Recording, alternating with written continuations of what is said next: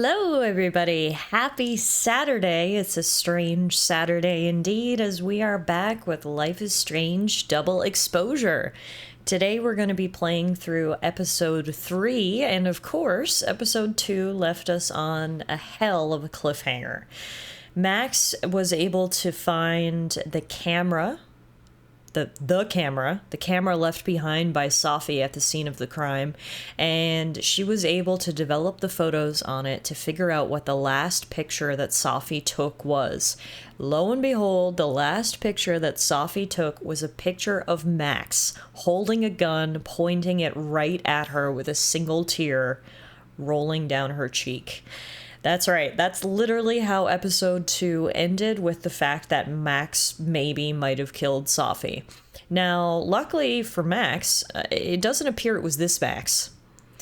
Hey, Death, how are you? What's up? Thank you so much for the resub. 41 months. I appreciate that very much.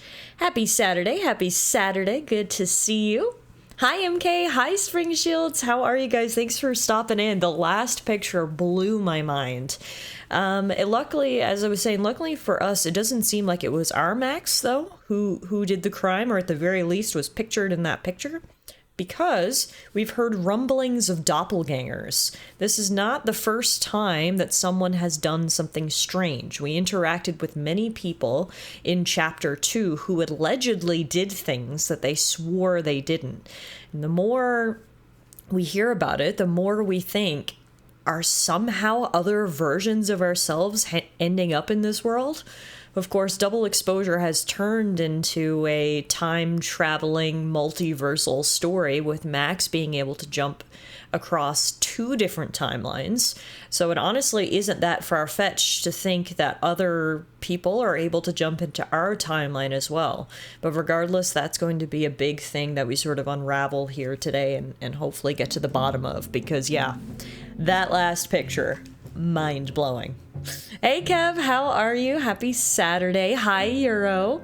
MK says, why does Spider-Man always have witty comebacks when fighting bad guys? Because with great power becomes great response ability. That's dumb and I love it, and I also love Spider-Man, so MK, you curated that just for me. Dumb pun, Spider-Man theme, checking all the boxes. Good evening, Kirky, good evening. Everyone is arriving just in time before we get started with Life is Strange Double Exposure. I hope everyone's weekend is going well so far. It's been a while since I've seen you guys. I haven't seen y'all since Poke Monday on Monday, so I hope your week went swell. Happy weekend. I've had a very productive weekend so far. We were busy all day today. That's why I'm starting Strange Saturday a little later than usual. It's because we had so many errands to do today. We had to go get our winter tires on. We went and got our car detailed as well. We had to do some shopping. We were like running all over the place. I only got home like an hour ago, so then I had a quick little rest, had some lunch, and now I'm here ready to hang out with you guys. It's been a good day, just a busy day, that's all. So I'm kind of happy to relax and unwind and hang out with all my friends. So thanks for stopping in. I do appreciate it. Always makes my day a hell of a lot better when I see everyone rolling in and saying hello. Yeah, without further ado, how about we just hop right into it here. Chapter 3 of Life is Strange Double Exposure. Let's get started. We do get to, guys, there's not even an option, right? So at the beginning of every episode, you get to choose your outfit. I don't think there's really even a choice here, right? There is one clear answer to what outfit we will be selecting, and it's this one. Max has the greatest long sleeve of all time because it has a cat on it who low-key looks like Muffin. Look at that white face. Look at those puffy cheeks. Look at those blue eyes. How did Max get official Muffin merch? Be like Max, everyone. Don't forget to pick up your Tallara and Muffin merch this holiday season. Hey, Nine, happy Saturday. So the cat t-shirt does match with the goose jacket, actually, which is kind of exciting. We're going for full animal apparel today. Our outdoor wear is the yellow goose jacket. And the inside wear is the muffin long sleeve. Honestly, Max has a baller outfit. I would wear Max's wardrobe in a heartbeat. I feel like everything she's worn so far is just like straight up my alley. Muffin switched timelines like Max. Yeah, so this is the corresponding outdoor outfit to the Muffin t-shirt. I mean, no matter what it was, I at this point I didn't really care, because as soon as I saw this cat, the decision was made. But yeah, we're going for Goose outdoor outfit. We've got the goose patch on the left arm of the jacket, as well as a goose up on the top of the beanie. And then the best part about all of it, the indoor outfit with the world's best shirt.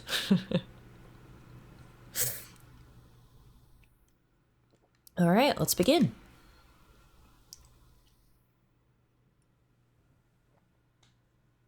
Chapter 3, Spin.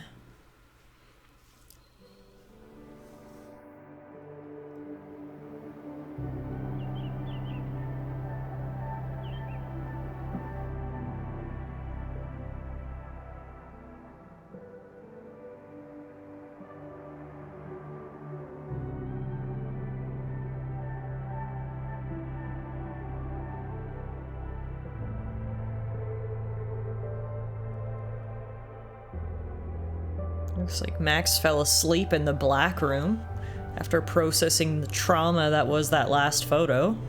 Seems like she's been down here for a while by the looks of those cheesy crumbs. How is it already morning?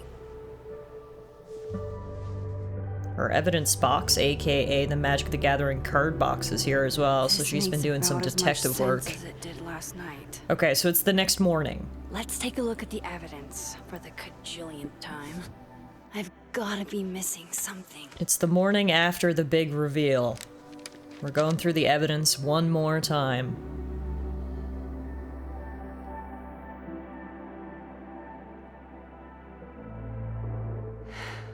No matter what that photo of me suggests, there's no way I shot Safi. And this is the photo in question.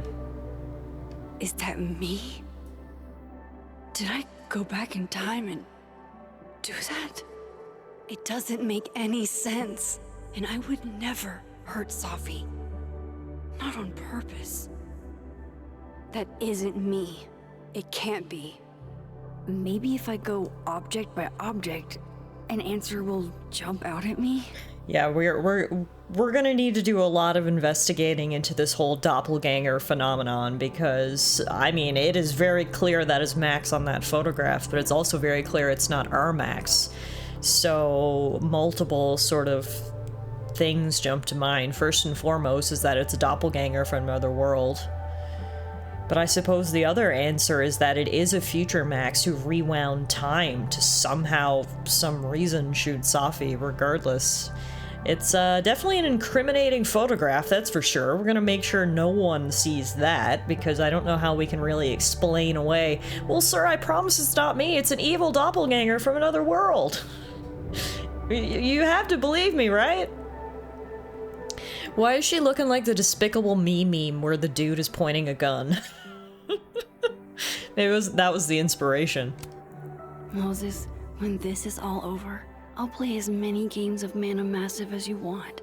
Now remember, Moses was here with us last night when we uncovered this photo. He pretty understandably ran away in shock and fear. Poor Max was like, that isn't me, I promise. But it's kind of hard, again, to explain to people that you may possibly have an evil doppelganger from another world, so... yes, the evil twin excuse works every time. I just saw Beast's message. Beast said, I'm hella behind, so I'm just gonna assume that Max is happy, everyone's safe, and nothing wrong ever happened. Ah, shit. Yeah, sorry. Shit's kind of hit the fan around here lately. Alright, so that's our biggest piece of evidence, but here are the other things we've collected. We've also got Lucas's book. I read the beginning. It's annoyingly good. Restraining Order Lucas said Safi once threatened to turn his son against him. That certainly implies some bad blood in their past. But that Lucas was scared of Safi, not out for revenge. None of this is conclusive enough. Yeah, I think it's very conclusive that even though the skull is on the front cover of Lucas's book, I can say with almost absolute certainty that he is not responsible for the skull being thrown through Safi's car windshield. I'm pretty sure we know who did that, but let's let Max tell us more about what she's thinking. Whoever did this had to go to so much trouble. Vin definitely knows more about the cow skull than he's letting on. Plus, there was that photo of him and Safi canoodling. But what does that even mean? Not canoodling, Max. Yeah, seeing that photo was honestly the most disturbing thing ever. Like, photo of Max holding a gun, not as disturbing as the photo of Safi and Vin in bed together, because I love Safi and I hate Vin, and the thought of them together gives me the ick, but anyway, all the evidence is definitely pointing to the fact that Vin threw that skull through the windshield. My current working theory is that he's just pissed off that Safi broke up with him, decided to get revenge by throwing a skull. The fact that he chose that skull has to be ceremonial, though, because it's very clear that that skull is the same one on the front cover of Lucas's book. So I think that Vin knows what's going on between Safi and Lucas and threw the skull through her windshield as a way to draw attention to that, you know? B says, nah, she said canoodling. She's clearly evil. Enjoy your lurk, Kirky. We're gonna be refilling our coffee here. Gonna need some after a long night in the dark room. Coffee is friend. Get coffee now. Oh, I didn't look at the third piece of evidence. I didn't realize refilling my coffee would take us out of the dark room, but anyway. The other evidence was Gwen's email that she got Safi's book canceled, which is very sus. We don't know why she did that. I refuse to make sense. So basically our Moses? three suspects right now are Lucas, Gwen, and Vin. Well, and myself, I guess. Hello, Miss Caulfield. Oh, and now the cops are at my door. Can I come in? Great. Didn't even wait for her to say yes, he just walked on through. If he sees that... I have some questions for you.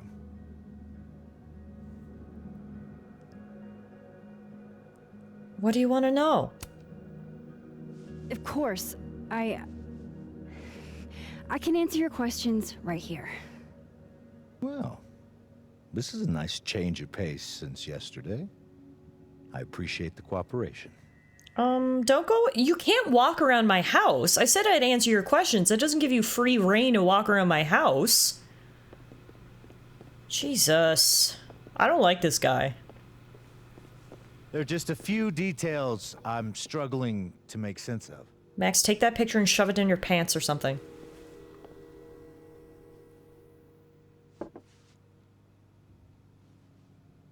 It's hidden behind the fruit bowl. Okay. As soon as he turns around, just take it and stuff it somewhere. Where you went to high school, right? Yes? A beautiful town with a surprisingly violent story to tell. Not unlike... Arcadia Bay and Safi are not connected. a whole town wiped out by a freak storm. What do you think, Miss Caulfield?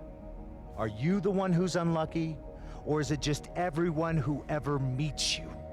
Wow, okay. First of all, I don't like how Max is not taking the opportunity to take this photo and hide it while his back's turned. Like, this is just dumb. B, this means he's been looking into Max, which is concerning. And C, to walk into my house and just hit me with that? That's messed up. Go fuck yourself.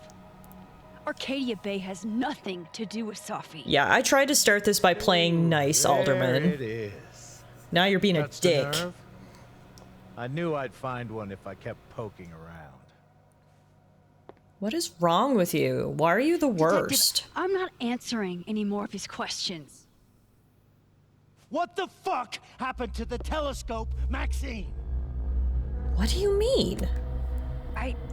I don't even know what you're talking about. Someone was in the office with me. I could hear them. I saw Moses in the hallway, but I didn't see you. All right, enough. We're not getting anywhere. This case has been abnormal from the beginning. None of the evidence makes any sense. At least that's something we can agree on. But I know why now. Somehow, all this death leads to you. What the fuck? That's something to say, Mr. Detective. That is so rude.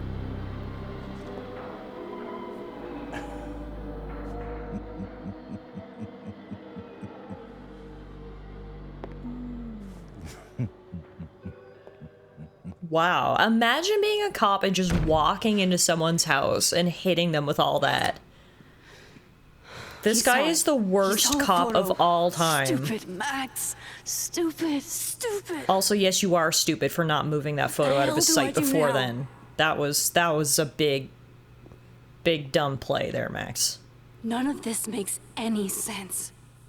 What happened that night? Why the fuck am I in this picture? The old me would have just jumped back in time to the moment this photo was taken.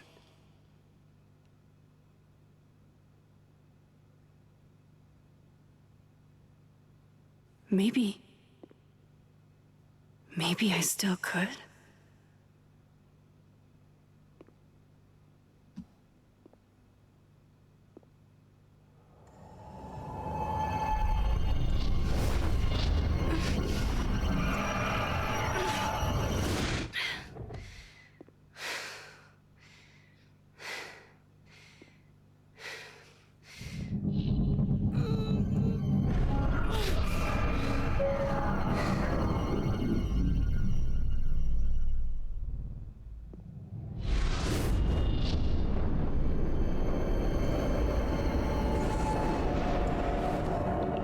Whoa, did it work? Oh, God.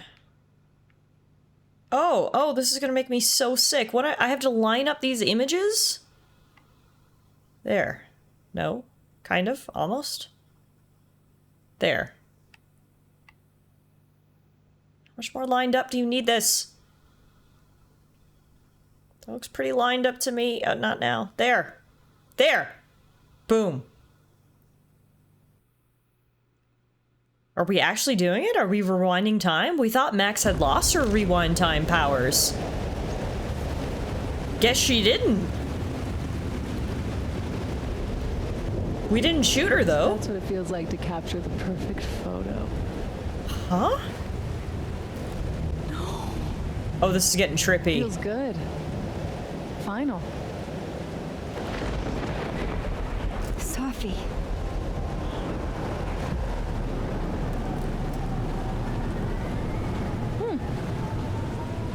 It's here too. Well, that's not right. But there wasn't a storm the day Sophie died. Maybe we are cursed. You, me, and Maya. What? Wait, who's Maya? Sophie, wait. Who is Maya? What was she talking about?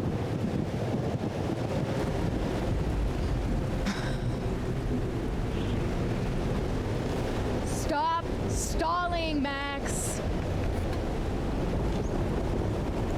What do you want? I don't understand. What do you want from me? Pull the trigger.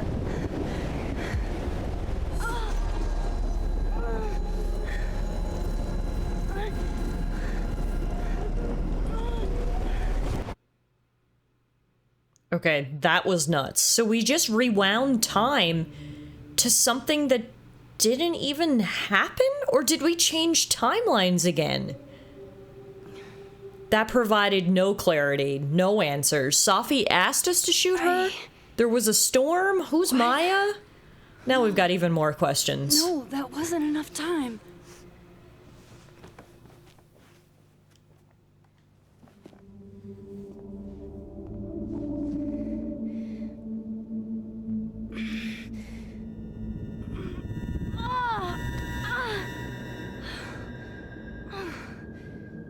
on.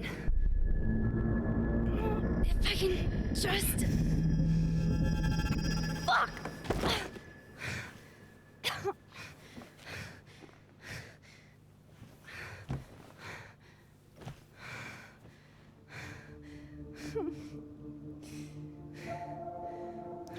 Well, Moses, you were right. I don't know how, but you were. I have to tell him everything. Some version of him, of her, shot I am so confused. I am, like, insanely confused.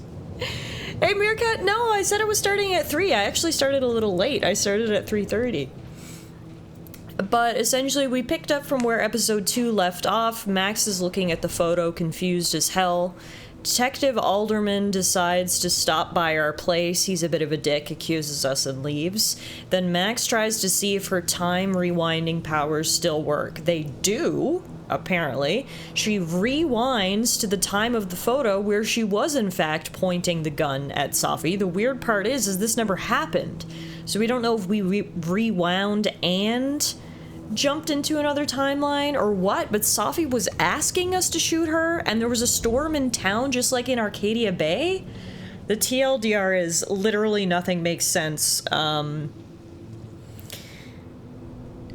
It looks like she's gonna try to explain all this to Moses, though. How she's gonna explain it to him, I don't know, because I can't even explain it to me right now. We texted Moses, we said, I owe you an explanation, or as much of one as I have. Meet me at the Overlook. Really, Max? There? I know it doesn't make sense. I'll do my best, please. And he says, fine, and we say, thank you. B says, yeah, if she keeps pushing herself like that, she'll die. Yeah, the blood from the nose looked pretty heavy there. That's not looking good. Guess we'll take this time to scroll Facebook, see what everyone else is up to. Vin says, all I've done all night is stare at this ugly fucking ceiling. There's nobody up in the entire house but me. Okay.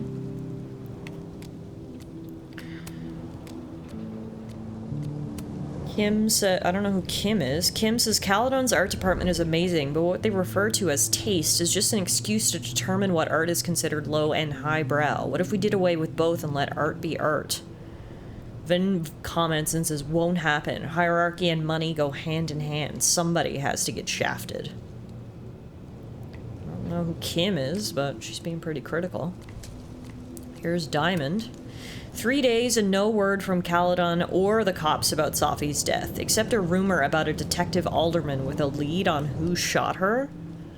I don't know if that's something you post on Facebook. That seems like something you keep in the DMs, but anyway.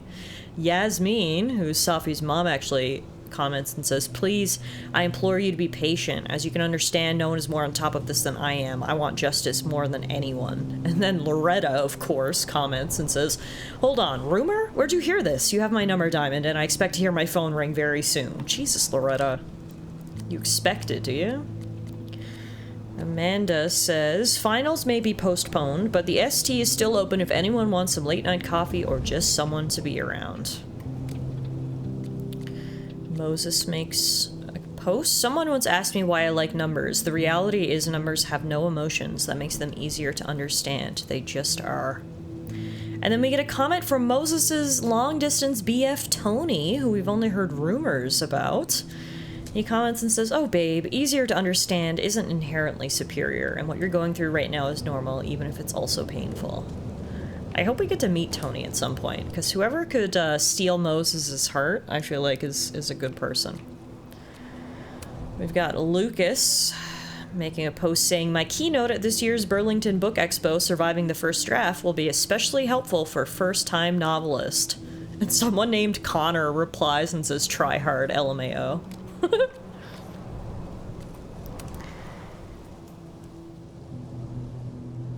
Diamond says, look, we all grieve in different ways, but trust if someone I cared about died, I'd do a lot more than pass out some stale black roses. I think she's talking about Lucas there. Interesting. Alright, so the TLDR is literally everyone in the world is unsettled about what's happening, which is totally fair. Why don't we take this opportunity to go through the notes? I know not everyone is apparently caught up yet. Some of you guys haven't seen episode 2, so if we go through sort of the character profiles and notes, you'll get a summary of where we're at and who's doing what. So obviously, Max, hey, that's me! Murderer. Max has a gun. There's a picture of me on Safi's camera with a gun. I'm holding a gun. What's more incriminating than that? But I would never hurt Safi. There has to be a better explanation, right? I've rewound into the past and saw it all myself. That's me. I killed my best friend. I don't know if it's as simple as that, Max, but something's off here, that's for damn sure. Moses, grad student, astrophysicist, Safi's best friend. My acquaintance? Moses and Safi have been best friends for years. Inside jokes, silly traditions, the works. Moses is used to Safi being secretive. Apparently that's as normal for her as it is for me.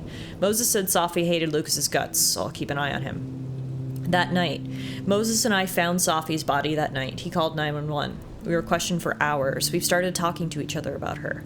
We're going to get through this together. Moses has Safi's camera. She used it to take that selfie of the three of us. Sometime that night, Moses went to his office and drew the Gemini mural he and Safi had been planning. Maybe other Moses will draw it with her one day. Detective Alderman is focused on Moses. This could get really bad. Moses saw that photo of me. He thinks I killed Safi. I rewound into the past and I was holding the gun. I need to come clean to Moses. This is more than I can handle on my own. Alderman, detective on Safi's murder case, harassing Moses, don't like him. Short and sweet, I like it. Amanda, snapping turtle bartender, comedian, live music enjoyer. I have a big stupid crush. Someone checked a cow skull through Safi's car window. Who would do that and why? Amanda says the cow skull belongs to Lucas and then he donated it to the snapping turtle. Why would he donate a cow skull? Amanda says that the Abraxas kids might know something since they were there the night the cow skull went missing. Diamond, film student, Moses' TA, junior, Abraxan, comes to my seminars, coming after Vin Lang's crown. Gwen, creative nonfiction professor, Safi's mentor, author of If the Highway Should Take Me as Its Wife. Disciplinary hearing. Gwen seemed rightfully upset about getting forced out of her office. Gwen has a disciplinary hearing coming up. What do you think she did? Yasmin cleared a whole week for Gwen's disciplinary hearing, so it must be serious. Gwen was caught on camera dealing drugs to students, but swears it wasn't her. Is this doppelganger-itis again? Gwen was involved somehow in canceling Safi's book deal, but why? So it was Gwen who directly set things in motion to cancel Safi's book deal. She emailed her publisher to make it happen. When I asked Gwen at the Overlook what happened with Safi's book deal, she was shocked, but she didn't elaborate. Weird. Loretta, journalism student, sophomore, occasionally comes to my seminars, true crime podcaster, blackmailer, annoying, avoid. I love how Max just absolutely keeps it real in her notes. Tell us how you really feel, Max. Rumor has it there was another girl at Caledon who died from apparent suicide. Oh, and her name was Maya, right. That must be the Maya that Safi just mentioned. Loretta says that Safi and Maya were friends and thinks that their deaths are connected somehow. Safi had never mentioned a Maya to Max. Lucas, professor, department chair of literature, best-selling author of Wilder Beasts Than These, real humble about it too. Someone chucked a cow skull through Safi's car window. Could it have been Lucas? And then we had a bunch of notes about it, but they're ultimately all crossed out because we came to the conclusion that Lucas has an alibi and it wasn't him. However, Lucas did take out a restraining order against Safi. Why would he do that? Dead World Lucas and Robbie seem thick as thieves, while Living World Lucas seems like he's about to lose custody of his son. What gives? Robbie claims Lucas said some unspeakable things to him. Lucas thinks that Safi has something to do with this somehow. Did Lucas really say those things to his son, or could this be another case of doppelgangeritis? Reggie, econ student, junior, Abraxan, frequent attender of my seminars. Reggie's convinced he saw some ghostly other him at the crime scene. Is it just Reggie being Reggie, or is something else going on? Supposedly, Reggie saw another version of himself at the crime scene. Safi, grad student, poetry major, my best friend. Dead in one world, alive in another. Safi has a book deal for her poetry, and she's so excited about what it means for her. Safi and Yasmin seem so proud of Safi's book deal. It's good to see them getting along. Wait, Safi's book deal was cancelled and Gwen had something to do with it? Why would Safi pretend it was still happening? When I asked Gwen about Safi's book deal at the Overlook, she wasn't exactly forthcoming. I wonder why. Rumor has it there was another girl at Caledon who died from apparent suicide. Loretta says that Safi and Maya were friends and thinks that their deaths are connected somehow. Vin is Yasmin's administrative assistant and president of Abraxas. Someone threw a cow skull through Safi's windshield. The Abraxas kids might have taken it from the snapping turtle, and they report to Vin. Vin runs Abraxas. He might have had his goons steal the cow skull. Vin knew the cow skull went through Safi's windshield, even though I never mentioned that detail. Vin and Safi were hooking up? Was the cow skull angry ex-boyfriend behavior? That's kind of the conclusion I've come to as well, Max. Also, Vin did know his own phone passcode. As social as he is, it's odd he'd forget something like that. How did Vin forget his phone passcode? It's his phone. Yeah, no, I'm still not convinced that was his phone, which is definitely concerning.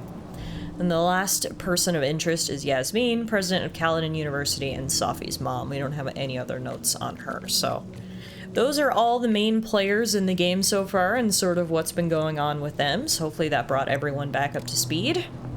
And now we need to meet up with Moses and try somehow to explain something that I don't even fully understand. Moses is waiting for me up there. Hopefully. Yeah, we've also got a new journal entry we can check out.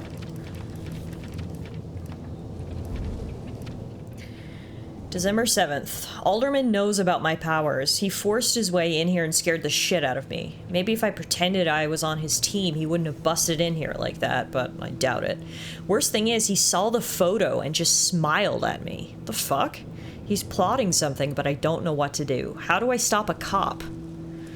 Chloe, later, the strange... Oh, she's writing this whole diary to Chloe. Wow, interesting. Chloe, later the strangest shit happened. My old powers came back, and I saw what happened with Safi. I did do it. I don't know how, but I can't let this happen. It feels like I'm running in circles, and I don't know how to make it all just stop. Yeah, no, this is, it's a lot. It is a lot, I will be the first to admit. Alright. Let's go meet up with Moses. Chloe from the first game? Yes, so Max and Chloe have since broken up, unfortunately. But it is quite clear that Max is not over Chloe. She still talks about her regularly, writes in her journal and all that stuff. This is where the police tape was yesterday. Did the cops take it down on Alderman's orders? He's not here. Yet. Let's give him a few minutes. Maybe wait on the bench. Who would she write to if Chloe was dead? I feel like she'd still write to Chloe. Even if she was dead. Because, I mean, she's not even in contact with her now. I think it's more just she imagines Chloe's still by her side. We just got a text from Yasmin.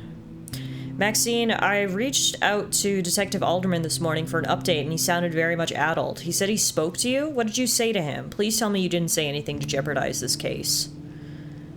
That's just who he is, Yasmin. I'm sorry, he's a bit of a dick.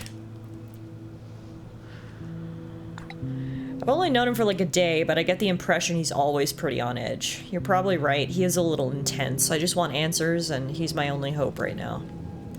Don't worry, Yasmin, I want answers too. So now, in that vision we saw, there was a giant tornado sweeping through the bay here. But again, that didn't actually happen. And then, of course, let's not forget the creepy snowdrop flowers. Chloe's in your recent messages? No, they're not recent.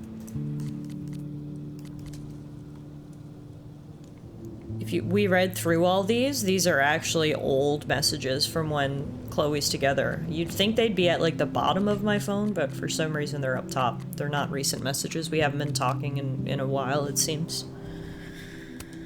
If I didn't know what used to be here, I'd find this really beautiful. Instead, it's spooky. But let's take a picture of it. I know Safi would have something poetic to say about this. If only. Just the outline of a dead body and beautiful flowers in the middle of the winter somehow growing through the pavement. Nothing to see here.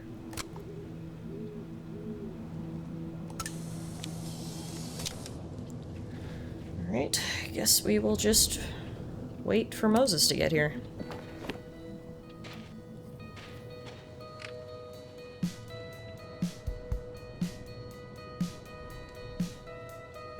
You stay the fuck away from me. What if he doesn't come? I couldn't blame him. I killed his best friend. Max, don't be so quick to assume that that's say about truth.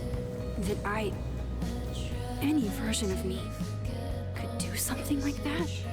Kirky says, I mean, the detective is entirely wrong. You had the power of life and death over an entire town, and you shot your best friend. Kirky, whose side are you on here? He's probably not coming. Yes, we may have chose our blue-haired girlfriend over the fate of an entire town, but come on, who wouldn't? And I'm not convinced yet that Max shot Safi. Yes, the evidence is very incriminating. We were standing pointing a gun at her. That doesn't mean we shot her. Two separate things. I'm a Max's innocent stan. Innocent until proven guilty. And in the meantime, we do get to enjoy the beautiful scenery here while we get stood up by Moses, it looks like. Oh, I mean, you can't blame him, can you? He's pretty shook up about what he saw in that picture. I'm pretty shook up about what we saw in that picture, so.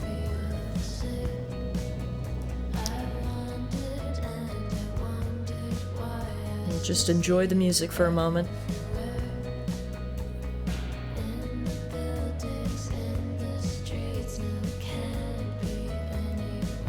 Close up of my goose patch.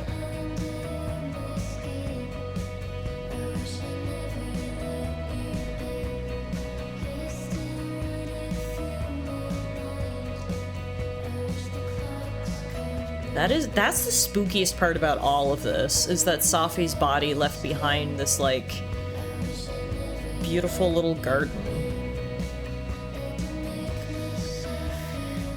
Yeah, we're getting stood up. Damn. Oh, wait a minute.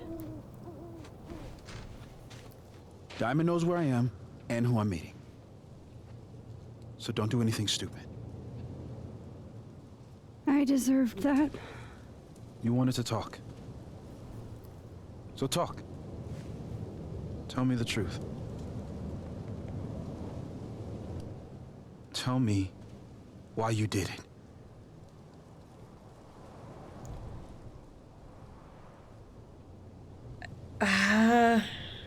I don't even know what the right answer is here. I don't know why, and that's the truth. I have no idea. And then there's also the other option, I haven't done it yet, which isn't quite right, because Safi is already dead. I think we just have to say I don't know why. You were right. I shot Safi. Okay, don't admit to things that you... But I can't tell you why, because I don't know the answer myself. No reason you could give would be good enough. Moses, wait! I asked you to come here so I could show you proof. Something is weird about this place. Look. These flowers. What are the odds they'd bloom in the middle of winter?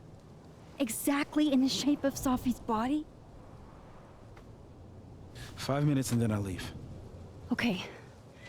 So, what if I told you there's this other timeline where Safi is alive and I can travel between this timeline and that one? 4 minutes. I know that it sounds insane. But I can show you. I'll hop from this timeline to the other. You'll see me, poof, disappear. Yeah, to some magical fantasy world where you didn't kill Safi, right? It's not a fantasy world. It's connected to this one. If I try to, I can even see the other one from here. Wait, you can see across them? And here, too. So if you disappear or whatever, and I do something while you're gone... I can tell you what it was when I come back. And then You'll believe me? It'd be a start. Okay. Okay, deal. We've got a plan, folks. B All right. said he legit took There's away a 40 chance seconds Moses as a will believe bullshit me. fee. First, I gotta hop over to the other timeline. Honestly, I'm impressed that Moses is as willing to listen to me as he is. Like, I don't know. If my best friend just got murdered and someone I thought was also my friend just admitted to killing her and then was like, yeah, but I have powers, want to see? I'll be the first to admit I don't know that I'd give them the time of day. So shout out to Moses for being open-minded. What I don't like is that Max is like so openly admitting that she shot Safi. Like, I still don't agree with that. Because we've rewound in time to that moment where we shot her. But we played as Max in this timeline and we know that we didn't do that. So there's something trippy going on here. I wish Max would believe in herself as much as I believe in her, because I'm still not convinced that Max shot her. But anyway, we gotta take things one step at a time. First, we've got to show Moses our powers. So here we go. We stand in the power spot. We jump over to the world of the living. Now to see what Moses is up to on the other side. Meerkat says you can rewind to the same point multiple times. Well, that's the thing. After we just did it, we couldn't do it anymore. Max was able to rewind to the point once, and then she couldn't do it again. So, unfortunately, we can't go back to get more clarification about that moment. Alright, so we're in the other world now. While we're here, we may as well check my phone. Moses says, yo, Max, shot in the dark here, but any chance you know what happened to my telescope? The very heavy, very expensive telescope I was almost done assembling? I stepped away for a few minutes, and when I came back, it was no longer close to being assembled. Carla, maybe? Maybe it was a prank? Carla pranking you again? Maybe she saw an opening? I thought that, but even with the combined might of the science department, it'd have taken them an hour and change. That is freaky, X-Files theme. Moderately sure it wasn't aliens. I just see that Amanda texted us and said, hey, sorry if I was a little hard on you, just don't be a stranger, okay? I won't. Totally get why you were upset. I won't be a stranger, I promise. Thanks for saying that. So, are we okay? Yeah, we're good. Just remember, Max in this timeline accidentally stood up Amanda because we were in the other timeline. Didn't realize we were getting texts. Ooh, Gwen made a comment. Unfortunately, I've been placed on leave from Caledon University. Thank you to my colleagues who have been with me on this journey for years. This is unfortunate, but I'm looking ahead to what's next. Interesting. A lot of people are on Gwen's side by the looks of the comments. Hey, Greens! Do you ever think you're stuck in a coma and Twitch chat are the doctors trying to communicate with you? I hope not. Because your doctors are saying some weird shit otherwise. Uh-oh. Chloe's commenting about her flirting with other people. My go-to flirt game is simple. 1. Compare hand sizes. Hands are hot. 2. Hold hands. 3. Hand holding plus dancing equals grinding. What? Jesus, alright. Chloe's clearly having a much more relaxing time than I am lately. Remember, Safi is alive in this world, and she said, running late with grades, but I promise I'll have them ready in the next few days. Hey, Bronny, how are you? Happy Saturday. Moses says, can't wait till the end of finals week. Gonna curl up with this paper I've been working on for the AAS conference next year. Tony comments, I knew my BF was a nerd, but there's a nerd, and then there's getting excited about doing homework. Loretta comments, really surprised that Dr. Hunter has been asked to take a leave of absence from Caledon. Something doesn't feel right. I'm full of regret for staying up to watch the shitty Tyson Paul boxing. Yeah, I know a lot of people were watching that last night. I had absolutely zero interest, and sounds like I did not miss anything. Tiff, this is your mother. If you want us to pull the plug, just nod yes. Luckily, I'm in my Digitiff form, so I couldn't nod even if I wanted to.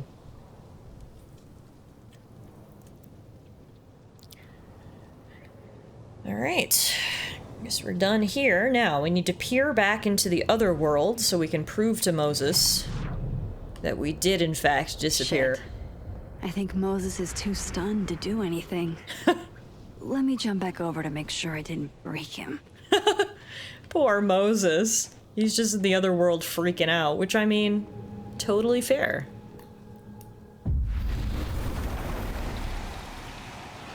Hey man, I'm back. Do you believe me now? Was that enough proof? Max? Holy shit. Holy shit. Holy shit. I'm sorry if I upset you. Upset me? Are you kidding? You did something physics says should be impossible. Is impossible. So you believe me? Yes. And no. You disappeared. Max, literally. I completely forgot to do anything. Okay. Let's try it again. Seems like he's believing me. Ready when you are. I guess it is easy to believe in superpowers when you watch someone disappear right in front of you.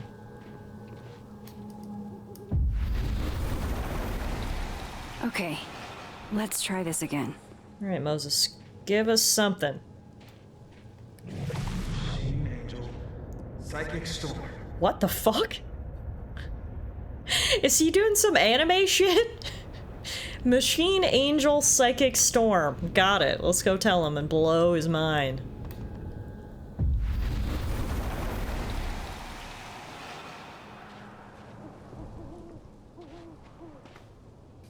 What did I do when you were away?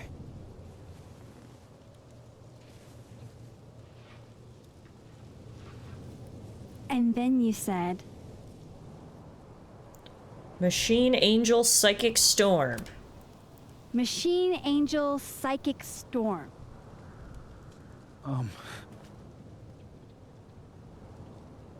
Yep. That's what I did. Wow. I mean... Yeah. Near as I can tell, Safi's death is where the timelines split. I think her absence is the only difference between the two. I guess that could be a big enough event to lead to...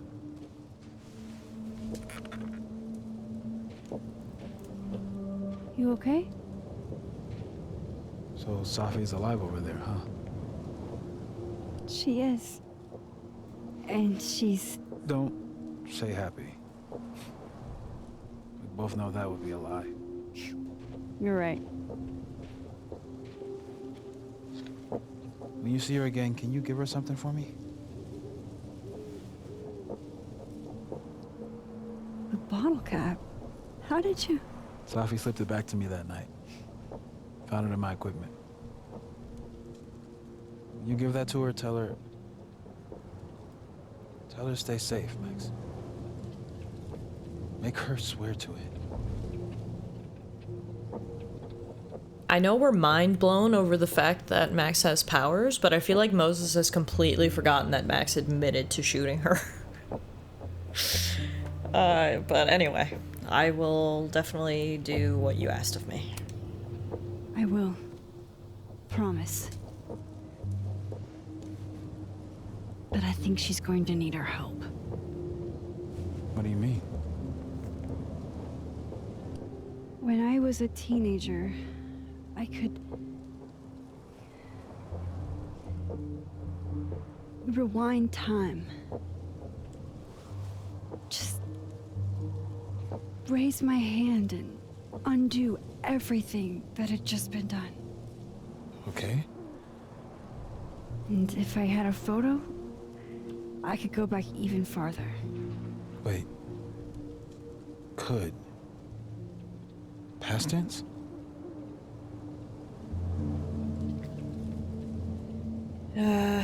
Time travel couldn't fix anything.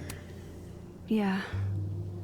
Turns out when you try to change the past, you don't actually fix anything. Sure. But what if the best way to fix things isn't changing your past, but rather changing your present? It's deep. Deep, Moses. How dare you bring logic to my pity party? The point is, I stopped using it, and now it barely works. Okay, but there's a photo of you from that night with a gun. You're saying that could be a future you? Even though you can't do that anymore? This morning I tried rewinding into that photo. It felt like trying to flex an atrophied muscle. Nothing made sense. But I was there, in the past. Sophie mentioned Maya, and oh God, the storm. Max? Look, there's a timeline where, for some reason, I shot Sophie. This one. And there's a timeline where I didn't. I feel like, intentionally or not, these two worlds exist because of a decision I'm going to have to make. Holy shit. Moses, I've been here before. When I could rewind, it broke time. People got hurt. I can't let what happened in Arcadia Bay happen here too.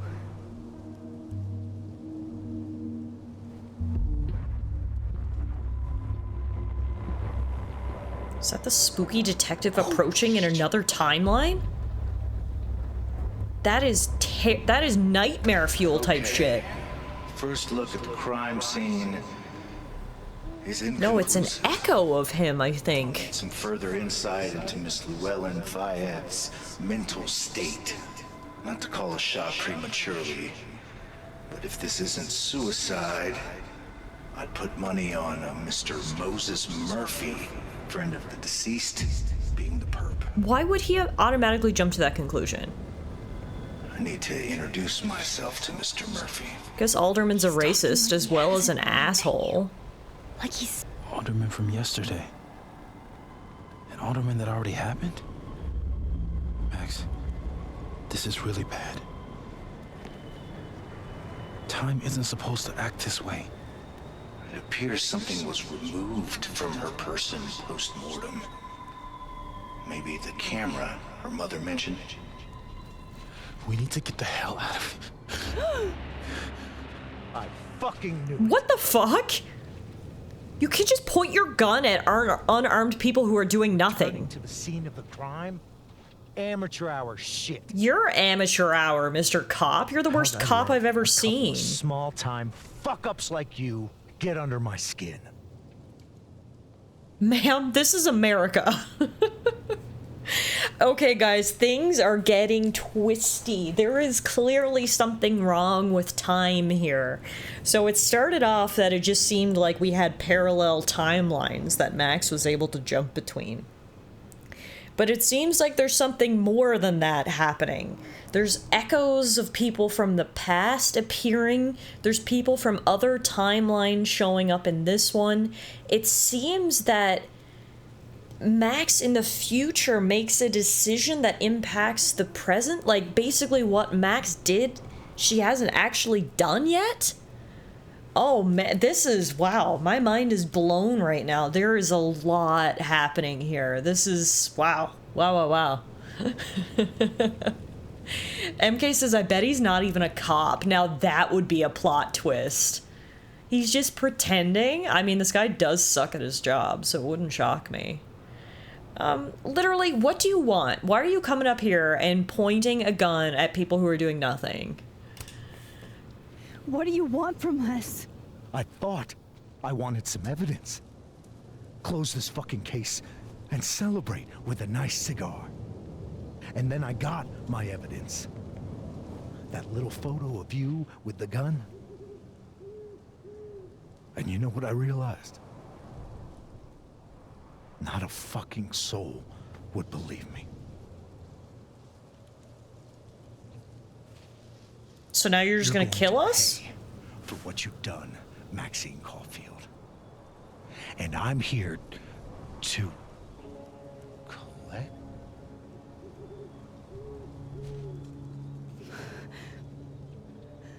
Oh, can he see my ghost? Or see his ghost, sorry? Oh, everyone's gonna end up losing their goddamn minds. This is getting trippy.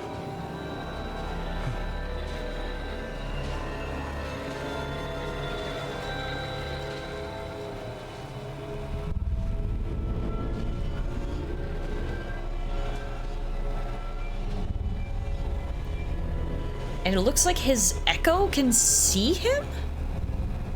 Oh, spooky.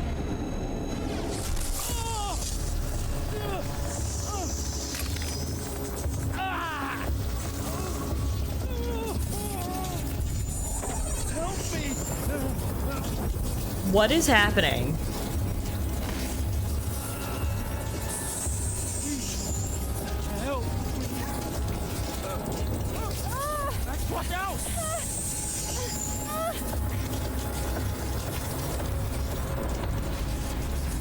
Looks like we're coming to our first big decision of the episode. Do we save ourselves? Or do we help him? I gotta be honest, my gut instinct is, even though he's the world's biggest dick, I still want to help him. I mean, he's being absorbed. He's gonna die in front of my very eyes. Like Meerkat says, no one deserves this. I think we have to help him. Like, he's... You shouldn't have to die through some twisted time ritual just because you're a dick, you know? Hey. B says, logically we should help him, but I'm Team Petty. I mean, that's completely valid. I guess the question here too is they're making it just like a black and white decision. You either help him or you save yourself. I don't know why you can't help him and save yourself. You know, like... I don't think so. No, I'm good. Thanks. Alana says hi, everyone. If time won't stop dick cops, then who will? Imagine how bad it would look if a detective disappeared. That's a good point. He comes up to the Overlook. He disappears. The only two people up here are Max and Moses, and people know we're up here as well, so we'd have no alibi. Everyone says hi, Alana. She said thank you. And yeah, I don't think these two options are mutually exclusive. Like, presumably I can just pull him as hard as I can, and then the two of us will fall back on the snow, and everyone will be happy. If you help Alderman, it just says, thank you for playing Life is Strange. Wait, what's Alana's choice? She literally just left. I should have asked her before she went. Beast is thinking 10 steps ahead. Alright, no, we're gonna help Alderman. That's what my gut says. This action will have consequences. You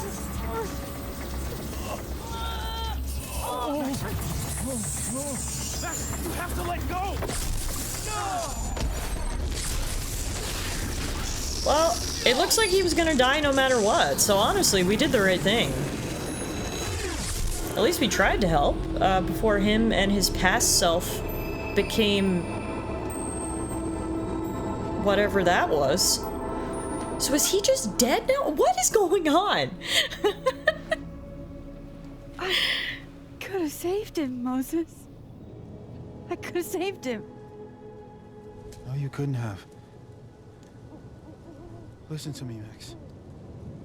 This place ate a man. Well, when you put it like that, Moses. Jesus. He was pulled back down to the depths from which he came. Did he die, though? I guess it's not confirmed, but... Whoa. I told you. There's always a cost. It started with Safi. Maybe if we can figure out why she died, then maybe we can prevent all of this. That's what I've been trying to do. The whole day I've been talking to people and spying on them and taking their stuff. Hey, Safi mentioned Maya, right? When you rewound? Right. What do you think Maya has to do with all this? No idea. Maya was before my time. But Gwen Hunter might know more than me. She was Safi's mentor during all that mess. Gwen. Gotta go talk to Gwen. Wow. Alright, we've got a lead, but again, my head is freaking spinning. This is a lot to unpack. He just got pulled into an alternative franchise. He'll be wondering what all the zombies are doing. I'm still shaking. Alderman was, and then he just wasn't. Yeah, I don't know how you're gonna explain that one either, Max. Hopefully no one knows where he was going. So close. Because now everyone's gonna be like, we've got another missing person and it's a cop? That's a bad look. I'm here. I'm alright. But maybe he didn't die. Maybe he just, like, traveled to the past or the future or something. I don't know. There's so many options for things that can happen here. This is gonna end up being one of the twistiest Life is Strange stories ever. It was twisty from the start, just based on the fact that we had two timelines. The fact that we're now getting doppelgangers and time travel all involved, we've got so many different, basically, mechanics to wrap our head around. This is gonna get messy. Kirky says, clearly he was out of time. Nice. We do have a new journal entry. Let's see how Max is unpacking all of this. On the bright side of all of this, Moses actually believed us, so that was good. At least we do have one person on our side now who understands what's going on. But anyway, wow, these are some illustrations. That picture of Alderman is... They should hang that in the Louvre, because that's incredible. December 7th. What the fuck? I could have saved Alderman. I could have saved him. Couldn't I? I was so close. If only Moses hadn't... Well, speaking of, I think because Moses sort of got in between... That little piece of gray hair, why do I have a feeling that that was like some of his life force almost being sucked away? It's a good thing he only came in at the last minute.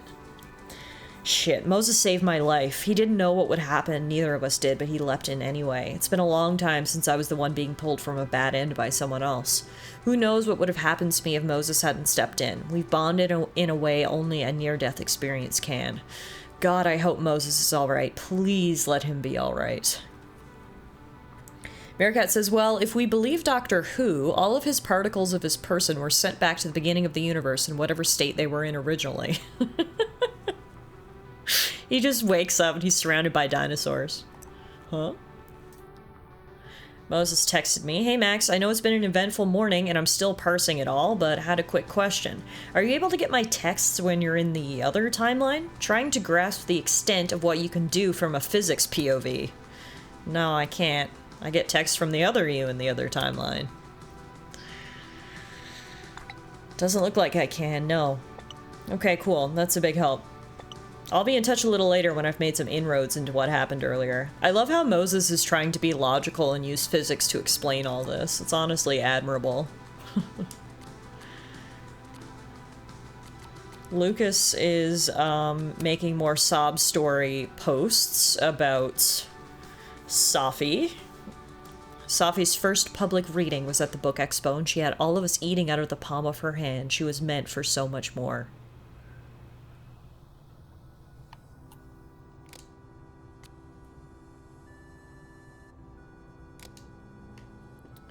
Alright, let's take a look around here, I guess, before we go talk to Gwen.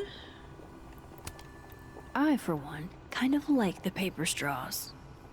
Yes, nobody likes the paper straws. We've heard you. We continue to hear you. Unfortunately, until we run out of them, and we have a lot, we can't replace them with your preferred delivery method of plastic. Did Max just say she likes paper straws? Maybe she's a murderer after all, because that's some fucked up shit to say right there. Who in their right mind likes paper straws? Lo-fi ambient bellows to chill/study to. A classic. That's good. Got a random Polaroid here. So now we still have these Polaroids, which hint at the existence of a third timeline as well.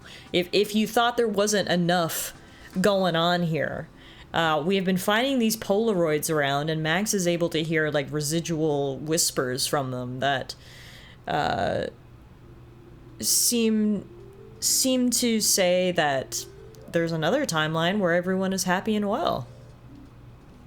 This is what convinced you, not the photo of the gun in her hand? Was that the last straw? Yes, it was. It was. Paper straws are so gross because it's like, A, I hate their mouth feel, full stop. There's just something about having cardboard in my mouth that I hate. But B, they're just impractical. They soak through your drink. Like, I know for me, especially when I try to drink smoothies and they give me a paper straw, the paper straw has disintegrated into the smoothie before I can even finish it. They're awful. I don't know about the manufacturing impact, but disposable bamboo straws, I think, are my favorite. Oh, I've never tried those before.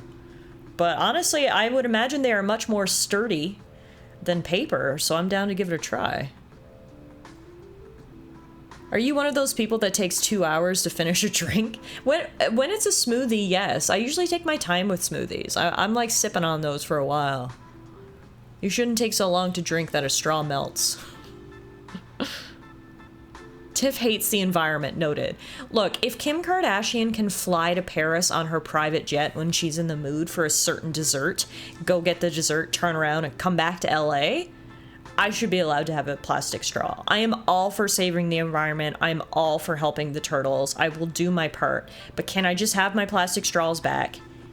And can we all acknowledge the fact that it doesn't matter how many fucking paper straws we drink, because as long as the bigwigs do whatever the hell they want, we're never gonna get ahead. But anyway, that's a whole other conversation.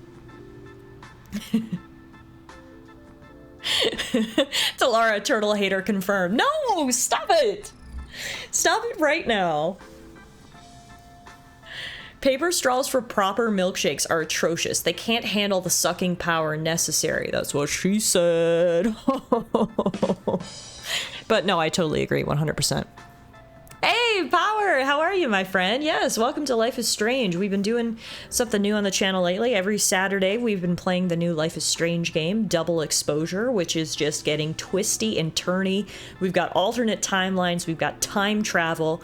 It is getting pretty crazy, so I've been enjoying it so far. Tiff, just buy your own plastic straw to last you the 5 years your drink takes. I have disposable straws, but I don't always have them on me. I do use disposable straws whenever I can and when I'm bringing my drink home. But sometimes you're out and about, you don't have your disposable straw on you, and then I'm forced to use a paper one that turns into paper mache pretty quick.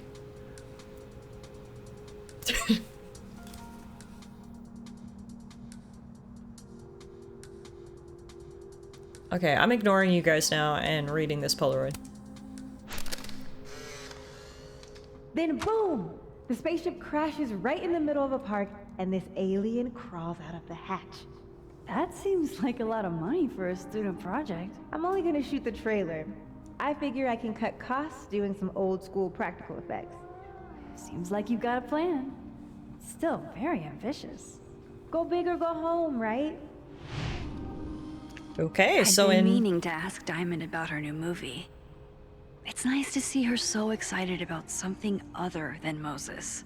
in alternate third-party universe, Max is helping Diamond with her movie. Good to know. Alright, I guess we'll go speak to Gwen now. Wait a minute. Broken table? If we can't sit on tables, where are the cool kids expected to sit? In chairs? Like a bunch of squares? Boo, no one likes being a square. Ooh, I love the lights and the trees in here. That's so beautiful. Okay, sorry, back on track. Gwen. Gwen. We gotta ask Gwen for some leads on Maya. Hello, Gwen. So the Gwen in this universe has not been fired. Is that Sophie's book? Hey, Gwen. Max. No conversations for you to conveniently overhear this time. Sorry to disappoint.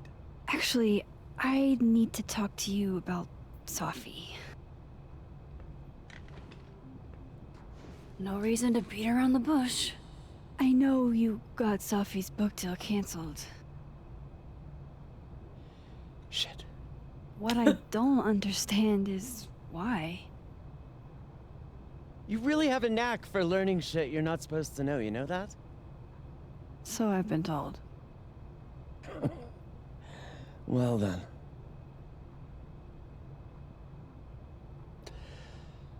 No use fighting the inevitable. All right, we're finally going to get an answer to one of our big questions. What do you want to know? I've got a lot of questions. Why would you do this to Safi? Let's get right down to it, short and sweet. That book meant the world to Safi. You had to know that losing it would break her heart. Of course I did. I busted my ass to help Safi get that deal in the first place. Introduced her to my agent, my publisher, lobbied for her. I don't regret it. That book was good. Then... This keeps getting weirder and weirder. So you got the deal, but then killed it? Let me get this straight. You helped Safi get the deal, and then you killed it? If it had to be done, it made sense for me to do it. You know, I brought you into this world, etc. Well, how did you convince the publisher, if they loved it, to suddenly change their mind? So, what did you tell the publisher that made them nix the deal? I told them there was incendiary content in the book. What do you mean by Which that? was true. It would have harmed a lot of people. What? Safi included. The fuck was in the book? What was so incendiary? Safi's book was incendiary? How? What was it about? You really don't have an off switch, do you? We got this far. Tell me the whole story. How much did Safi tell you about Maya Okada? Oh. Gwen's bringing up Maya? Time to pay attention. Does everything go back to Maya? Even this book? Okay, literally we know nothing. Safi never mentioned her. Maya Okada? Safi never mentioned the name. She always did keep her cards close to her chest, didn't she? The two of them were like the creepy twins in The Shining. You never saw one without the other. Wow, what a comparison. And that Vin Lang kid used to follow the two of them around like a lost puppy. But then Maya took her own life. And that's what Safi wrote about in her book? Maya's death and everything around it. Her anger at her mom for even thinking of Caledon when she'd just lost a soulmate. Ultimately, I realized it wasn't worth putting Yasmin and Safi through all that again. I made a call. I don't know if it was the right one, but it's one I made. Sounds like Yasmin can tell me more about Maya. I'll have to be tactful. Okay, I don't know about you guys, but I think that's absolute bullshit. That is not her call.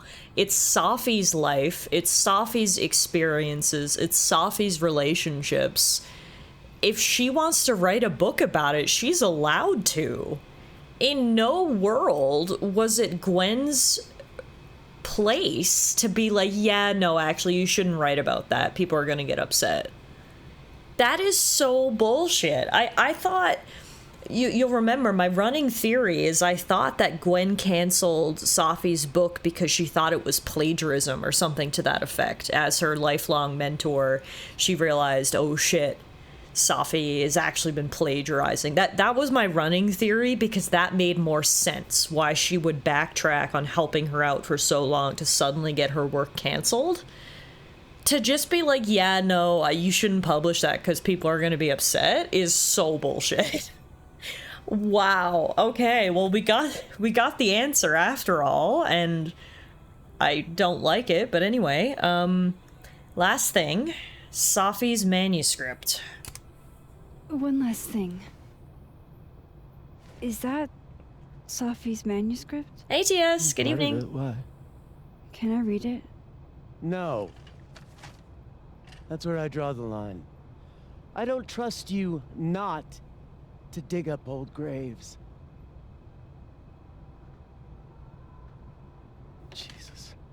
I've spilled too much already. Let's call this conversation over, huh?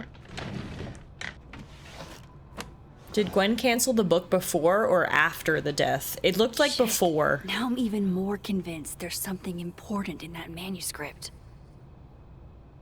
I'd argue sometimes publishing something that makes people upset is actually a good thing, because it gets eyes on your work, as long as it's not hateful, that is. Well, that's the thing. If it was, like, hateful, racist, you know, content that shouldn't be put out there, then absolutely. But from what Gwen just told us, it was simply a recounting of events that she just didn't think people should talk about anymore because it was going to open old wounds, which is the dumbest thing ever. One of Safi's former students, I guess. Dr. Hunter, first and foremost, my condolences. I know you and Safi were close. You don't know me, there's no reason you would. I know it might be inappropriate to come to you with this, but I frankly don't know what else to do. Before her death, Safi was helping me. I know as a member of the LGBT community yourself... Aw, we can't read the backside? Damn. Guess we'll never know. What else was there? A black rose? Pretty morose. Yes, indeed. Alright, well, we're not going to get our hands on the manuscript in this timeline, but that's where our time-traveling powers come in handy, isn't it? If we go to the other timeline, we might be able to open that drawer. First, though, apparently we can take a picture of this record player. Old school. Nice.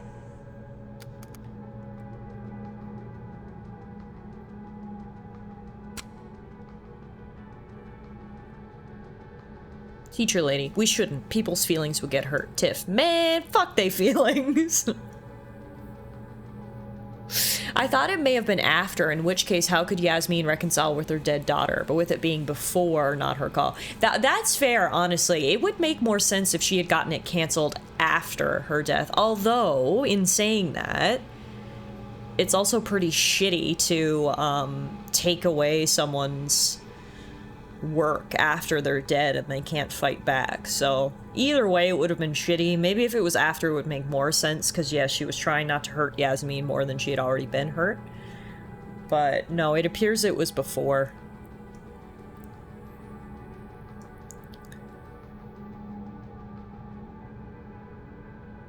Tiff, question, or taking away the restriction of mentioning. Yeah, I mean, we can at least say her name. She's obviously not someone I wanna talk about on the daily, but it's good.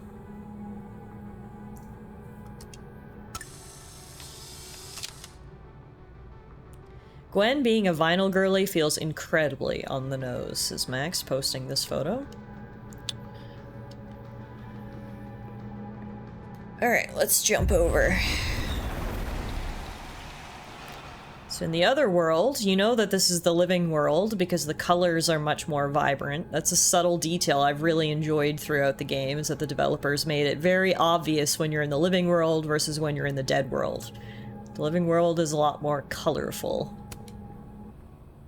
We got some notes slid under Gwen's door. Now remember, the Gwen in this universe got fired because she was caught on camera selling drugs. Gwen says it was not her, however, and I'm actually inclined to believe her. It seems like it might be another case of this doppelgangeritis. So for that reason, her office is empty in this universe. And she's got all these notes. You will be avenged, with the Abraxas logo. Happy birthday! Apologies for the stationery, it was the only thing within reach. That's dumb and I like it. I believe I speak for all of us when I say that this is unacceptable and you can count on our support at the hearing next week. If you're looking for a lawyer, I can recommend a decent one. We're gonna fight this, Gwen. We'll go to the paper if we have to. From the Caledon Lit Department. Dr. Hunter, this is bullshit! You rock! I'm drunk. Dr. Hunter, this morning I attempted to call student resources asking them why your classes for the rest of the semester have been canceled. I was told in no uncertain terms that it was none of my business. Then I tried calling the president. She didn't even pick up the phone. Then I walked up to Mr. Reyes, the custodian, and he told me he'd witnessed you being removed by security and that you'd been suspended under suspicions of selling drugs to students. That's hilarious. Student resources, tight-lipped. President, tight-lipped. Mr. Reyes, the custodian, spilling the tea. I won't insult you by asking if you're guilty. I'll just wish you the best and tell you that you're the best teacher I've ever had. My student visa only lasts for another semester, but if there's anything I can do, or if on some off chance you're ever in Bangkok, look me up. Tan Somchai. Always talk to the janitor first. The ghost wasn't a doppelganger. Yeah, and that's the thing. So are some people able to fully come through to the other worlds, while some people only their ghosts are able to come through? It's... the whole doppelganger thing, obviously we still got tons of questions. I hope somebody is coming in to water you guys. I hope so, Preferably too. someone who doesn't have to break in through an alternate dimension. Keeping secrets is above his pay grade. I mean, fair. Tossing Gwen out screwed everybody over. Will Gwen be allowed to come back for these? I mean, to be fair, she hasn't been officially fired yet. She's got her 1-week disciplinary hearing next week, so... I suppose there is a chance she could come back, although after all this bullshit, she probably doesn't want to come back. So they took her computer. Probably going through it right now. Probably, but anyway, let's get to what we were here for. Let's open the drawer. There it is. Couldn't get the manuscript in the dead world, but we got it in the living world. All the Daughters We Don't Talk About by Safi Fayyad. Are y'all ready? Oh my god, there's gonna be something big in here. This is gonna be like when we looked at the photos at the end of episode 2 and we're hit with that huge, oh my god. There's gonna be something big in here. I'm calling it now. We're gonna learn something. All right. Let's see what it is that Safi spoke so candidly about that Gwen thought she should literally get the whole book canceled, then allow it to be published. It just says inside, Max did it. Reading Safi's manuscript after all this feels like... I don't know. Tia says my mug is ready, let the tea flow. Beneath my feet, she lies still in her Sunday clothes. We killed her with our own hands. I mean our lack of hands. I killed her with my voice. I mean my lack of voice. Maya's book was like a child or a tumor or a rising beast within her. On the first page, she wrote that she was drowning, and by the time she finished, she was drowned. The drowned always surface. What isn't spoken still exists.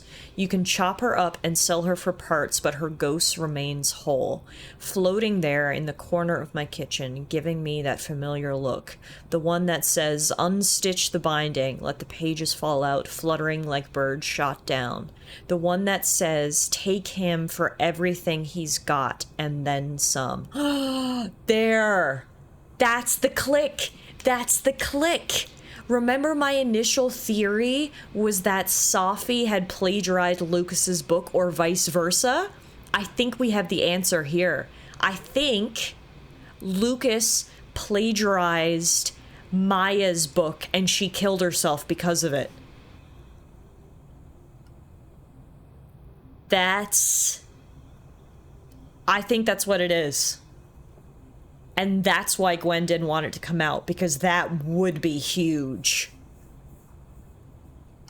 Does anyone else get that same interpretation from reading these poems?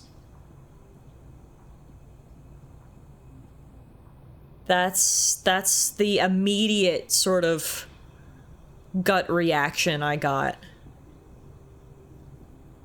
Huh. Interesting. Regardless, we now have a copy of the manuscript. Maya was explosive. Let's see what Yasmin has to say about her. Max is not holding back today. She's just going straight to the sources and asking all the hard questions. Oh no, on its own, it's definitely not proof. We need more, but for me, I'm immediately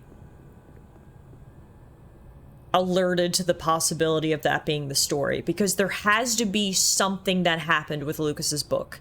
Otherwise, we wouldn't have encountered it so much. The skull wouldn't have been thrown through Safi's windshield. So reading those words, that's immediately the sort of theory that I'm coming to. Please. No more questions, Max. Fine, fine, fine. We'll go straight to the source. Let's go ask Yasmin about her. Closing it behind you, Max? Let's go see what Mama's got to say about Maya. Audrey? I'm worried about Kim. So am I. None of my attempts to reach out have yielded results. I love how that You? person's name is Arrogant No. Artist. She's still not answering any of my calls. I think she's blocking them. I saw her in the North Quad, but she turned and ran the other way. This just isn't like her. Last time we spoke, Kim said she didn't want to go out. I have no think idea she's who these people depressed. are, but I am living for this tea. Well, she told me she We was need to busy. figure out what happened to Kim. She's probably too focused on school. What she needs is a friend she can empathize with. Someone a bit more in alignment with her intellect. Someone who isn't droll with a stick up their ass. Funny. I've got it. Let's send Kim a gift so she knows we're I thinking guess about everyone's her. got their own problems, huh? What's the humming about? Is receiving gifts truly her Do you think love Kim got language? murdered too? I don't know. No wonder Kim's depressed. this a double I don't even homicide? know her love language. Pull yourself together.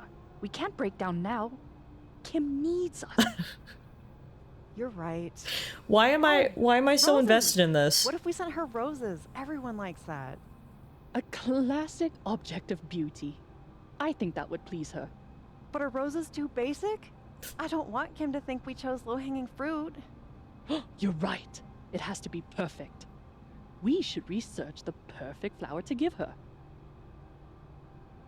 Okay, we listened to all that for basically nothing. Alright. I mean, maybe if we see flowers, we can give them to her or something. Oh no, nightmare fuel. Guard your ankles. Someone lost their snake. Daisy is missing. She's really sweet. Roommate left the door open. Keep your eyes out. Remind me, who is Maya again? Maya is Safi's friend who apparently committed suicide before we ever met Safi. We don't know much about Maya, and that's why we're trying to get more information, because clearly she's all tied up in this. Judging by what Safi said to us when we rewound time in that photo. Please find Daisy. She could die in the cold. It's true. It's not a good time for a snake, is it? Whose office is this? Professor Darren Carlson. We don't know a Professor Darren Carlson, but let's read his mail. This must be the professor Safi TA'd for. She mentioned he liked to tear this one kid down, but failing him is harsh.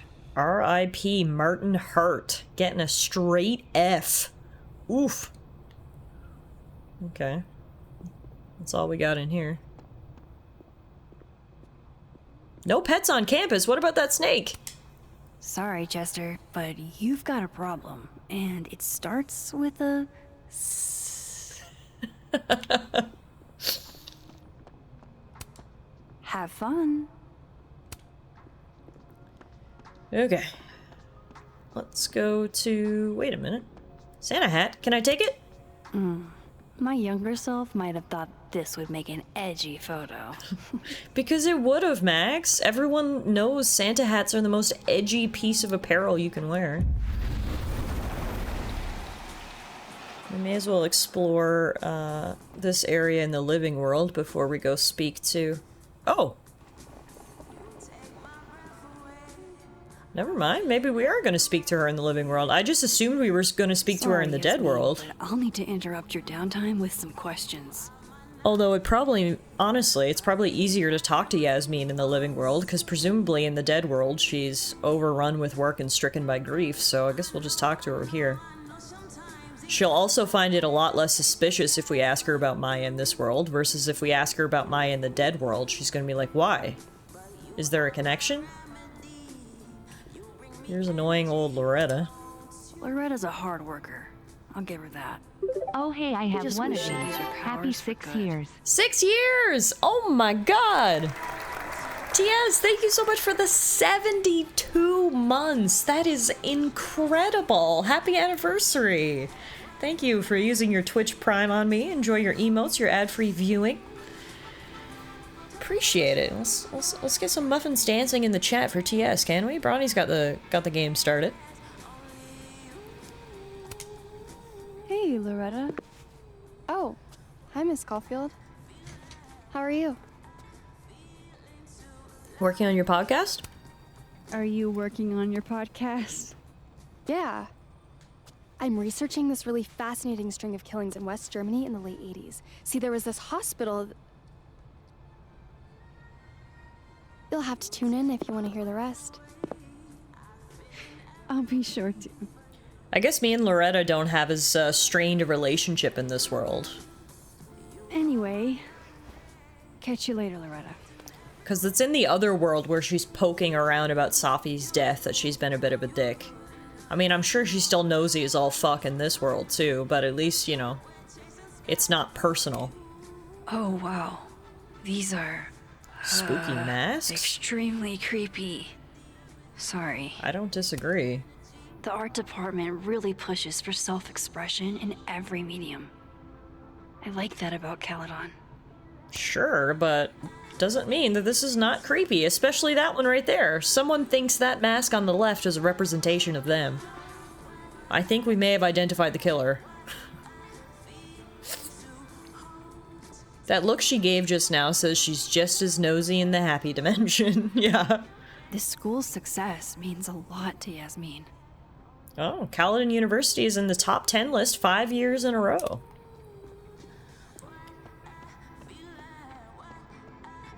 Alright, anything else in the living world we should investigate? These people are having a study session. Exams aren't cancelled in the living world, so all the students are cramming a little bit.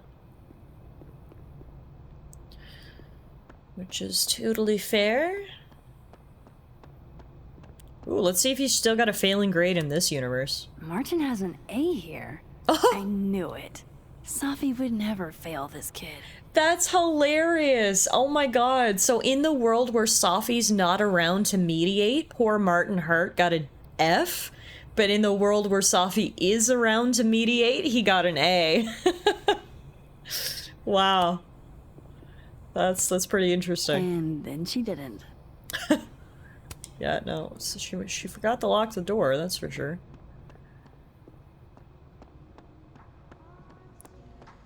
Alright, we'll go speak to Yasmin. Oh, I should check my phone, actually. Have we checked our phone in this universe? Amanda says, sorry for the long wait times. Isaac and Emily are out sick, so we're a little backed up. Wasn't anticipating this big of a lunch rush. And someone named Martin says, 45-minute wait time. I don't need my coffee that badly. And someone named Slim says, less posting, more serving. Jesus. People suck. Yay, Reggie. He passed his econ final. Lucas says, don't forget to come roast me at the Snapping Turtle tomorrow. What? I want to roast Lucas at the Snapping Turtle. Can we find time in our schedule for this? That's fantastic. Yesterday I interviewed a group of Caledon students who said they were swarmed by a flock of owls by the Overlook. A flock that suddenly disappeared. Whoa, that's actually what seems like random bullshit that you could just scroll by. That actually might be important. Is there some sort of rip in the space-time continuum up at the Overlook, and that's why that specific location, all the weird shit's been happening? Loretta, you might have actually found a solid clue for once. Wow, okay. Keep that in mind as another possible theory. Alright, let's talk to Yasmin. Hi, Yasmin. Maxine, how are you? I was worried after your nosebleed yesterday. Like I said, I get those all the time. Still, be careful. Small symptoms can be signs of larger problems. A toothache can mean a heart attack. Wait, what? I'm gonna try not I'm not to a think doctor, too but hard. I don't know about that one. I gotta ask Elena that one when she gets I was home. hoping we could talk. Come, sit. Anyway. Moving on. You're in a good mood? You look like you've won the day. Coffee's that good? Our ratings are. Caledon is once again one of the top universities in the country. MK says, I don't think this woman passed the MCAT. So. Have you seen Safi today? Have you seen Safi today? No. We're meeting later this afternoon. I can tell her you were looking for her.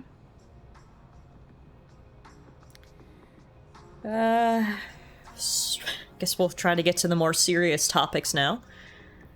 We'll start by breaking the ice with will Gwen be fired? I heard about what happened to Dr. Hunter. Yes. Would you really fire her?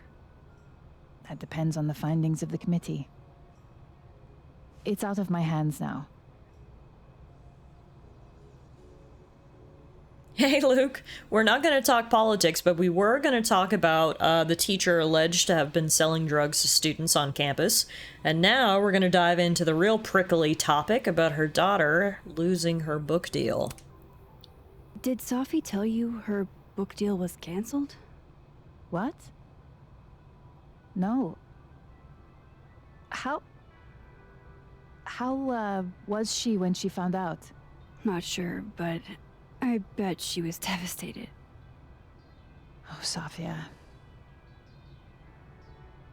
I'll be sure to talk to her about this. I gotta be honest, I'm not sure why Max even wanted to or had to tell Yasmin about the book deal getting canceled. We are here to learn more about Maya. I'm not sure why we had to sort of spill the tea on that. I think it's quite clear that Safi's maybe embarrassed about getting her book deal canceled. I would be. She probably doesn't want to tell her mom, so I don't know why Max just fucking let the cat out of the bag there and told her mom about it. But anyway, I guess now we'll move on now that the ice is well and truly broken. Now we can talk about Maya. I wanted to ask you about something. Have you heard of a student named Maya Okada? Of course. She took her own life. 4 years ago. A horrible tragedy. I think Safi's book was canceled because it was about Maya. Impossible. Safia didn't even know Maya. Wait, what? Did Yasmin just lie to me?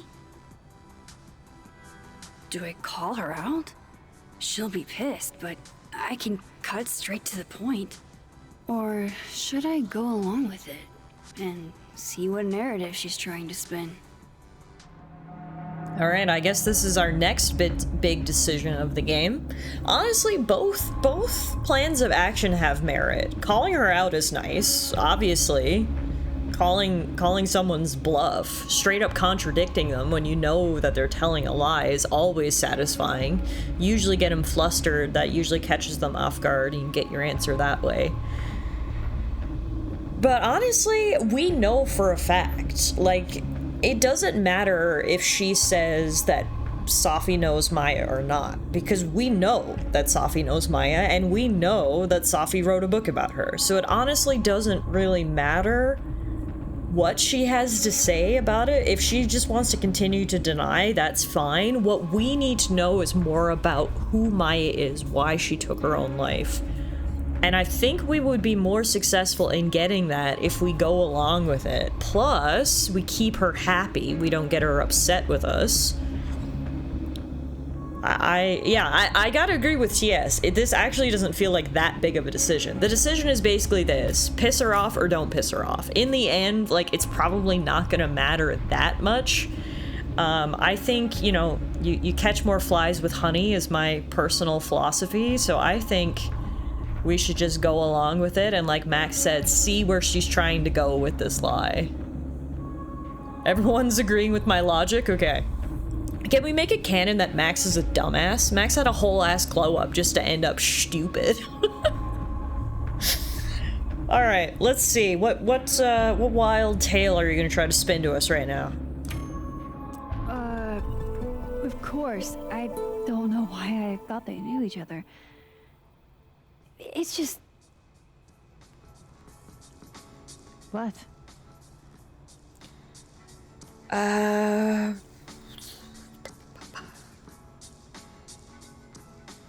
I don't even know what we should go with here. There's a rumor about Maya where I've heard conflicting opinions. I'll just say there's a rumor. There's this rumor that something happened with Maya before she died. I don't want to speak ill of the dead, but Ms. Okada appears to have caused herself a great deal of pain. So, she had a bad reputation. No wonder you didn't want her and Safi associated with each other. Exactly. Strange. I really thought Vin's statement closed the matter. Shady cow skull throwing Vin is involved? Enough ancient history. I have a favor to ask. Safia's been distant lately. Could you keep an eye on her for me?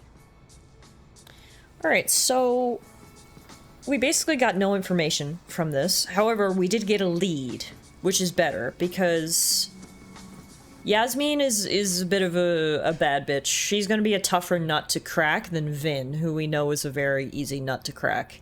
Now that we know that Vin's involved with all this, we can just head to him with our questions. So I don't think this was a waste of time.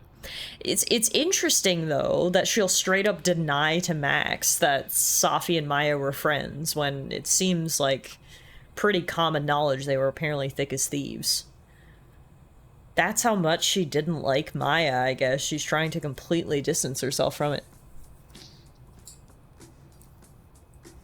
Everyone, please say good job to Alana for going to get her vaccinations. What vaccinations did we get today, Dr. Alana? COVID. And flu. And flu. Nice. Protecting the people. Protecting the people, one vaccine at a time. Oh, I meant to ask you something. Okay.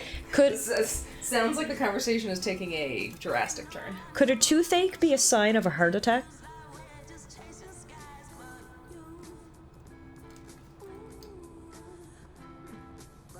Yes. You know, I wouldn't. Oh, hi. Or they're saying hi to other people, not me. Never mind. Hi, Bronny. Captain Vasilana. I don't want to say no because nothing's impossible, but it's definitely not the characteristic side effect. Hi, Kirky. This woman just said that, and I was like, I'm not a doctor, but seems like fake news. I'm gonna have to ask my doctor when she comes home, so. Oh my gosh, Meerkat, sorry, can we have it twice? I said hi first! Get out of here.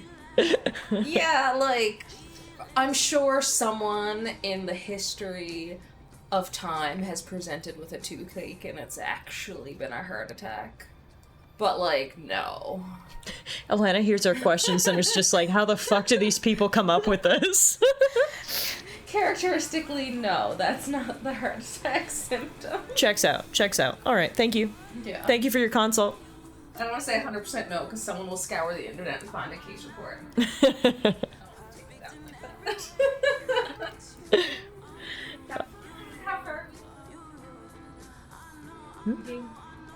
Probably like halfway through the episode. Alright, back to the game. Why do you want me to keep an eye on Safi? Are you sure that I'm the best person to... Yes. Because she trusts you. And I trust you. Yeah. Sure. I'll look out for her. Thank you, Maxine. Oh, the time. Let's do lunch again. Somewhere with more atmosphere than the other place. That was odd. What did she mean by Vin's statement? Maybe I'd better talk to Vin myself. Detective Max is on the case and we've got a lead. Off to talk to Vin. Tia says, speaking of doctors and illnesses, how's Muffin? Oh, we got great news. Muffin's infection has finally cleared up. It took 2 rounds of antibiotics, but she is finally infection-free, which means my wallet is so thankful because we had to spend a lot of money on vet visits the past couple of weeks. Obviously, I would pay anything for my little girl, but certainly happy to hear that she's A, feeling better, and B, I don't have to pay any more money. So yes, we love to hear it. We love to hear it. Muffin is feeling much better and is officially all cleared up.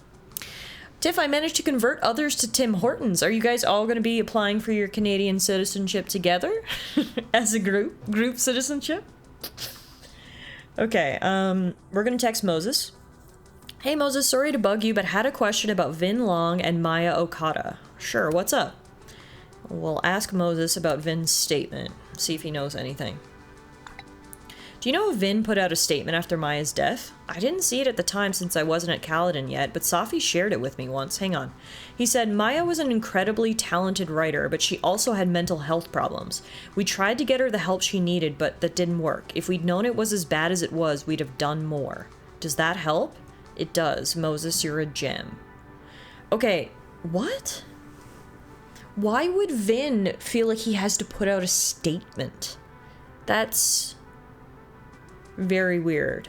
And also, Vin's statement also includes Safi.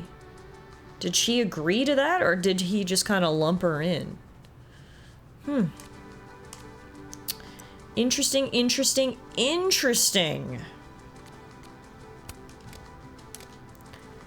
Well, I guess we're gonna have to go talk to Vin. He's probably in the admin building. Luckily, we know exactly what his statement is, so... Oh! Hey, sport. We're just gonna walk past me without saying hello? Sorry, Amanda, you were kind of hiding there. Unforgivable. Oh, what a terrible mistake. Whatever shall I do? I'm hurt, but I'm sure you can make it up to me. Bow, chicka, wow, wow. I'll think of something. Anyway, hi, Amanda. What are you doing on campus? Just going on a coffee run. But your coffee's better at the Turtle. This one tastes like ass. Enough about me. What are you doing here? Max, get the hint. I think she was trying to run into you.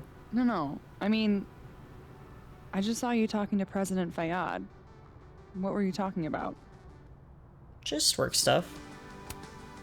Oh, just, work stuff? Why? Just curious. I didn't realize you two hung out. Why is she being weird about this? I don't know that we hang out, but she's my boss, Safi's mom. We're bound to run into each other, you know? Why am I getting a red flag? What is going on? I mean, yeah, we talked about Safi. You know you can talk to me about anything, right? I don't like the vibes Amanda's putting off right now. Maybe I'll tell you when I'm ready. Sure thing. Well, I'll leave you to it then. See you around. This is weird. See you, Amanda. Oh, please, Buns. Don't be a bad person. He's probably in the admin building. Seriously, Amanda was not on my list of suspicious people, but... Huh. Did Amanda break the windshield? Maybe Amanda's the jealous one, and she doesn't want me getting too close to Safi? Amanda's suddenly giving off Diddy vibes. Jeez, I don't know if I'd go that far, but that was definitely sus. I don't know what Lucas is doing in his office. That was extremely sus. Okay. Anyway, after that really weird conversation with Madam Buns, let's go have another probably very weird conversation with Vin. Gerkie says, oh, if it's jealousy, we can work with that. As long as she's not a murderer, we can still hit it without guilt. Right? That's the moral of the story? Alright. Everyone's in here studying, because it's still exam season in the living world. Everything's also very decorated for Christmas, which I do love about the living world. But anyway, don't want to get distracted. Vin, I've got... Wait. Foam bullets? Looks like somebody had their last stand. Someone's having a Nerf battle here? Anyway. Vin, I've got some questions for you. Hey, Vin. Yasmin's out right now. Sorry to disappoint. Unless you're here for me. In which case, I'll do my best to be of service. Do you talk like this to everyone who comes near Yasmin's office? I've never met a pissed off board member I can't defang with a little eyebrow action. How long have you worked here anyway? How long have you worked in the president's office? Right after graduation. The summer stock festivals wept because they couldn't have me, but Kahuna needed me right away. I thought you might have worked here when you were still a student. You know, back when Maya Okada went here. Wow. You know Maya's name. Am I supposed to collapse under the weight of that revelation? You're supposed to talk to me like a human being about what happened with her. What do you need me for, Super Sleuth? You're obviously capable of digging up ancient gossip on your own. Now, if you'll excuse me, Gwen's hearing completely scrambled Kahuna's schedule. No casual chats about Maya. Noted. Should have known it wouldn't be that easy, but luckily for us, we've got a whole nother timeline that we can annoy him in. Definitely sus he didn't want to talk about her, though. I mean, the whole statement thing was weird. What we heard from Gwen is that Vin used to follow Safi and Maya around like a lost puppy, so he was probably in love with both of them. There's clearly something more to this story, though, and then somehow he ended up being Yasmin's admin assistant, so do you think he, like, sold out to get that position or something? I don't know. There's obviously lots here we need to figure out, but we're not going to figure anything out in this world, so let's head on over to the dead world, where everything is a lot sadder and grayer and less festive. And Vin's not here. Great. There's a Polaroid, though. The hedgehog, distant relative of the shrew, enjoys its rest after a full day's work for the kahuna. Just don't break it? I could just get you a new one. It cost me like $2. I don't want a new one. I want the one you gave me. Safi bought him that hedgehog? That's sweet. I mean, sweet, but also gross, because I hate the thought of Safi and Vin together. Now remember, in one of the worlds... Damn the emails. Safi was our only child. Oh, shit! Can't you spare 15 minutes to discuss her funerary arrangements? No. She didn't have a will. And though she died by suicide, she didn't leave a note. What? Died by suicide? But I thought... I'd prefer for her to be buried as soon as possible. I hate the thought of her lying in a funeral home. Alone. I can't keep listening to this. But Max, there's so much tea! It is piping hot! What? Remember, when we had the conversation with Yasmin, she was like, the police mentioned this might be a suicide. What do you think? And I was like, there's no way this could be a suicide. And she was like, yeah, I agree. And now she's telling baby daddy? Yeah, I guess if it's the quote-unquote official explanation, but still. Damn. Also, sounds like Desmond, Safi's dad, is a real deadbeat. Not involved even though she's dead. I don't blame Vin for wanting to ditch Caledon and get a fresh start. Looks like he's bolstering up the resume. Looking for gigs out on the West Coast, huh? Break a leg, Vin. I mean, I can't blame him for wanting a fresh start. But yeah, looks like he is looking for new work. Say cheese, little guy. So we know now that Safi apparently gave Vin this hedgehog. What's interesting is that in the living world, this hedgehog is broken. You'd think, if anything, it would be in the dead world it was broken. You know, he's sad, he's upset, he smashed the hedgehog. but it's in the living world that it's broken, which I think only adds further fuel to the fire, to the theory that he's the one who broke Sophie's windshield. Right now, though, we're going to take a little picture of that little guy and post it. Prickly exterior, yet secretly vulnerable. Are you trying to tell us something, Vin?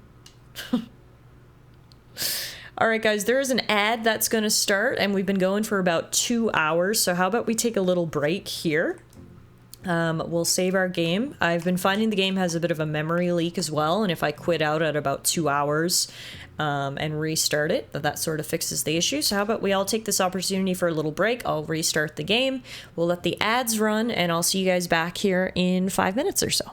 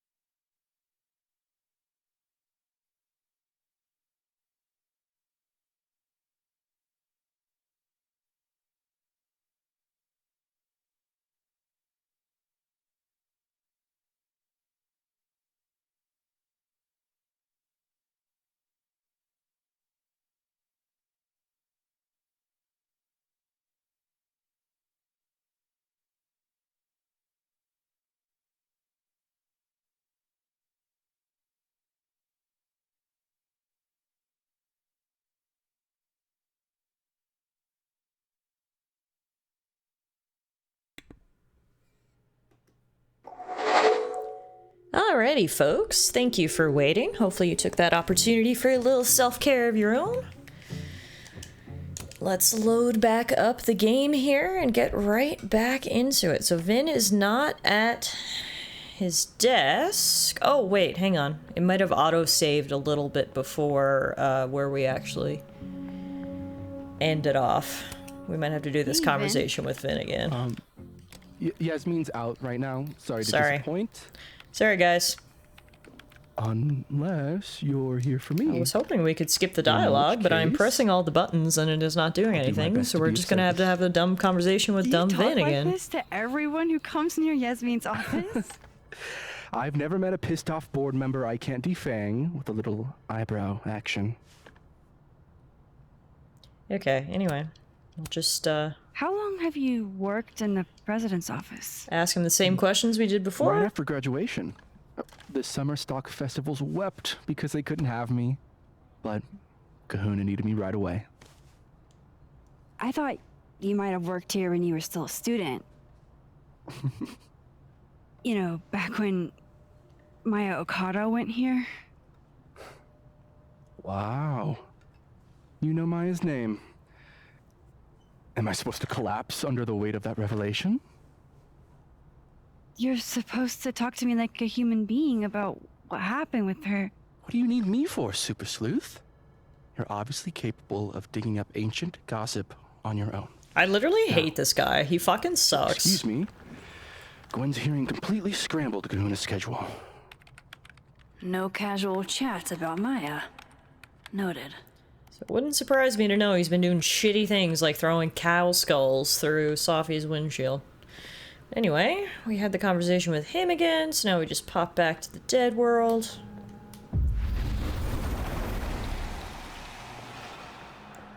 He's not going to be at his desk, but we know we can take a picture of the hedgehog. Say cheese, little guy. Perfecto.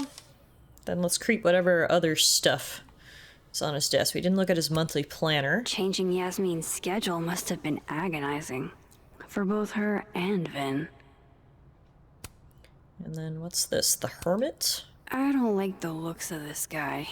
Too grim reapy. I can see that. Something I noticed about the living world is that one of the portraits has a mustache on it, like the statues did before. Oh, really? I missed that. Hang on. I need to go see now. The hedgehog, distant relative of the shrew. I wanted to talk to you about Abraxas and who should be leading it. Waiting until I'm down to try to kick me out, huh? I thought you were smarter than that. Who is... And nicer, frankly. Oh! Ben, cut the bullshit. This isn't about you. It's about the best person to head Abraxas. Right now, you're not in a place where you can... I'm in a place to keep Abraxas above it all. As long as I have this job, we could light the observatory on fire and get away with it. You're not even a student here. You graduated years ago. Plus, Abraxas should be about marginalized people making subversive art. Not about straight white guys getting wasted and committing arson. Okay, so we've got Diamond and Vin arguing in the corner there. Now, I wanted to ask Vin some questions. He's probably going to be real riled up from this conversation. So there's a lot of tension between Diamond and Vin in the Dead World, because Diamond wants to take over Abraxas. It is weird when they were telling me about Abraxas. Abraxas is a student society, but Vin is the head of it, and he's not even the student, not even a student. So I agree with Diamond on that point. It is kind of weird that he's still the head of it. But before we go talk to them, there is one thing I need to look at. It's Hot Dog Man! Oh no! Somebody abandoned their boy. They left Hot Dog Man behind. How sad. Okay, now time for the important conversations. Don't mind us, Max. We were just finishing up. Then Hey, Abraxas Malice. needs new blood. You mean you need another line on your resume? Hold up, can we talk? I just want to ask you about Maya. Please. I can't handle the both of you. Trying to exploit my weak spots. Yeah, that wasn't your smoothest delivery there, Max. You knew he was upset, and Did you I just hit him with witness a Maya? failed crown snatching? You gotta seize the opportunities when you can. And hey, it almost worked. It wasn't very smooth, Max, Speaking there. of which, what's the deal with Maya? Isn't she the undergrad who died a while ago? Oh, wait a minute. Why Does Diamond know stuff? Just that Vin looks like he bit into a lemon anytime someone says her name. So Maya makes Vin uncomfortable, huh? Let's find out why. There's gonna be a debate at the beginning of next semester. A special little pissing match for Vin and me. Vin usually runs for Abraxas president unopposed. But if I had the right piece of dirt, I bet I could make him step down. If I give her something juicy and then go to the other timeline, maybe I can listen in on Diamond confronting Vin?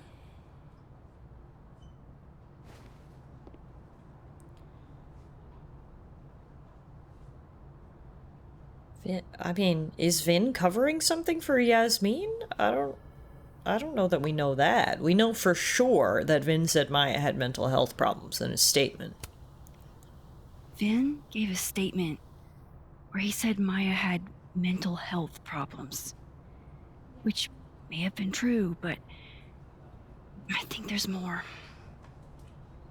What I'm saying is, someone let Maya down.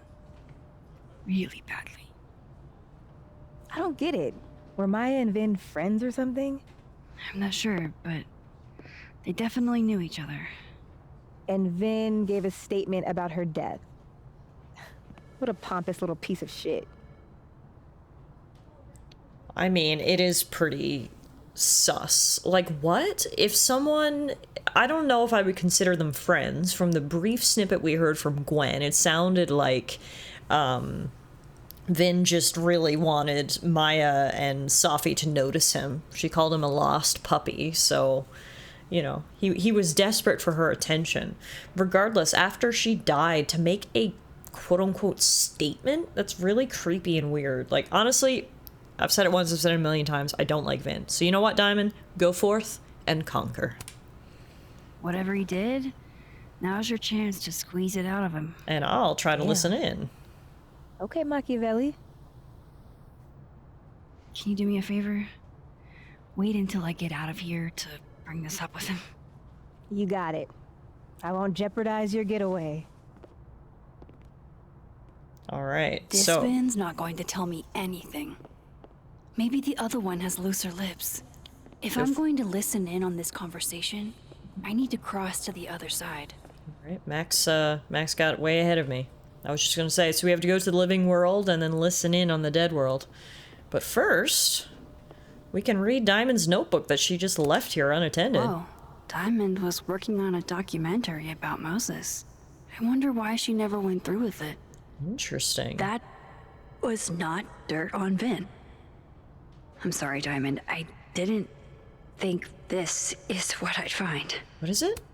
Dear Moses, don't laugh, all right? I know what you think of therapy. The brain is unknowable and the soul isn't a thing. Your words, not mine. But this is an exercise, which means I shouldn't have to worry about you shredding my thesis. Funny, isn't it? Even when I'm writing something for my own emotional health in a letter that's only meant for me, I imagine your voice in the back of my head always asking questions, always pushing me.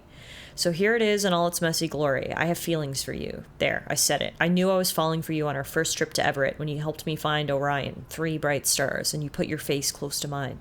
It was your first lecture, your words so warm on my neck. I didn't know about Tony then, or about how much I'd want to be close to you after that. So yes, I have feelings for you, and yes, I struggle with them every day, but I have to move on. You've got your love, and it's time I find mine elsewhere. Even if I don't want to, even if it's hard to, even though you're the first person I've liked that actually makes sense. I've had crushes before, big ones, and I've tried sex, but I never really understood what it was like to actually want that with someone until I met you. I don't know if I ever will again, or if anyone will ever love me if I decide I don't want to do that again.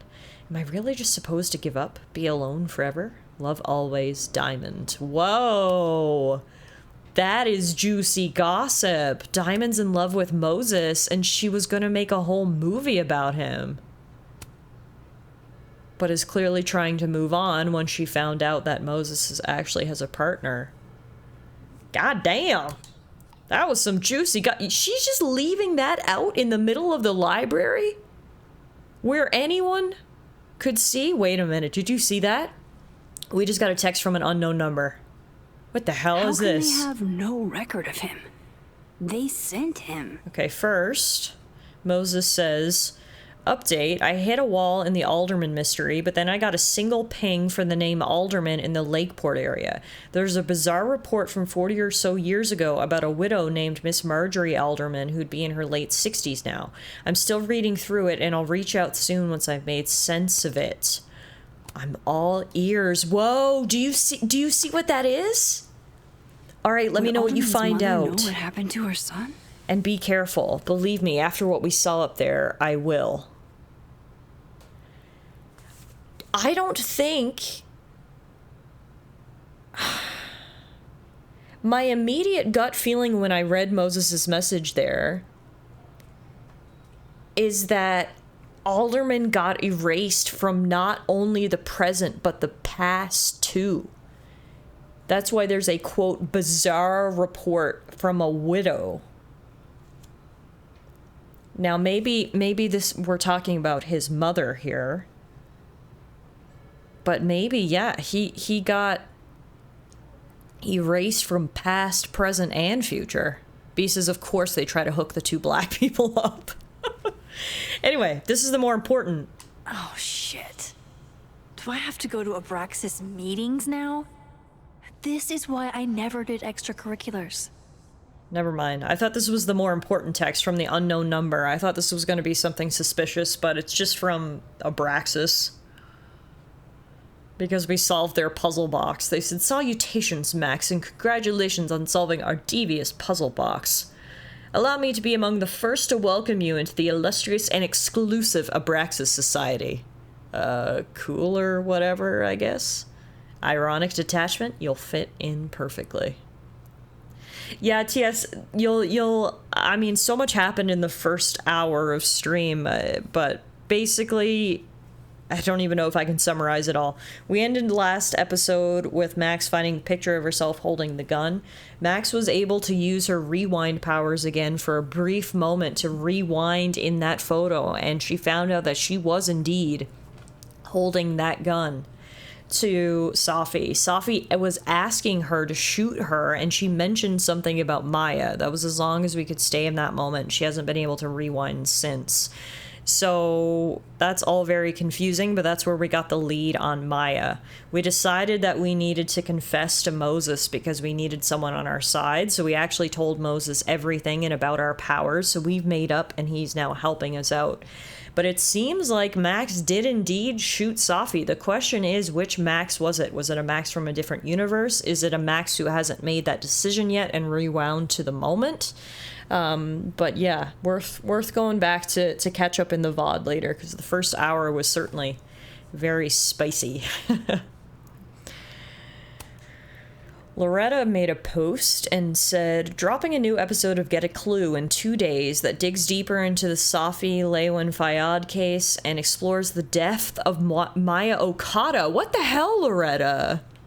Yasmin comments and says, please be respectful to former students who have passed. Loretta says, I'm so sorry for your loss, President Fayyad. I mean that 100%. This is my way of being respectful. Their stories deserve more attention. Huh. Wow. Honestly, maybe we should speak with Loretta then, because Loretta clearly has info. I just hate talking to her. Gwen also made a post.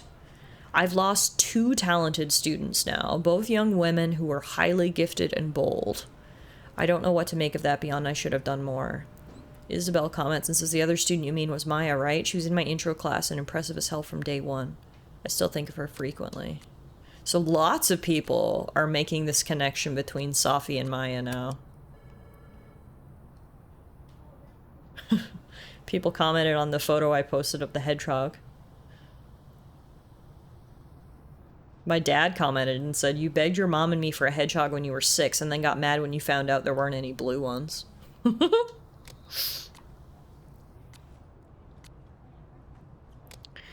Okay, well, we just got massive tea from Diamond. A hit.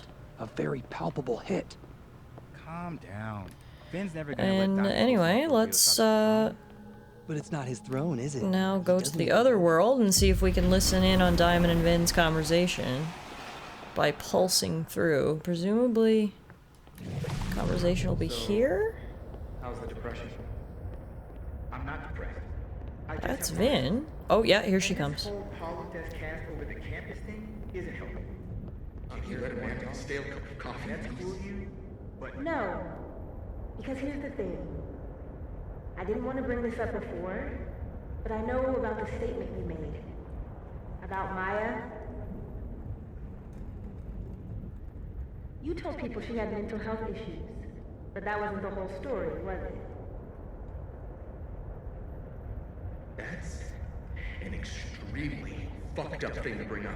Nobody expects the head of Abraxas to be Mother Teresa, but they shouldn't be covering up details about someone's death. All right, fine. You want to know what happened? After Maya died, Yasmin told me that if I stated on the record that Maya was troubled,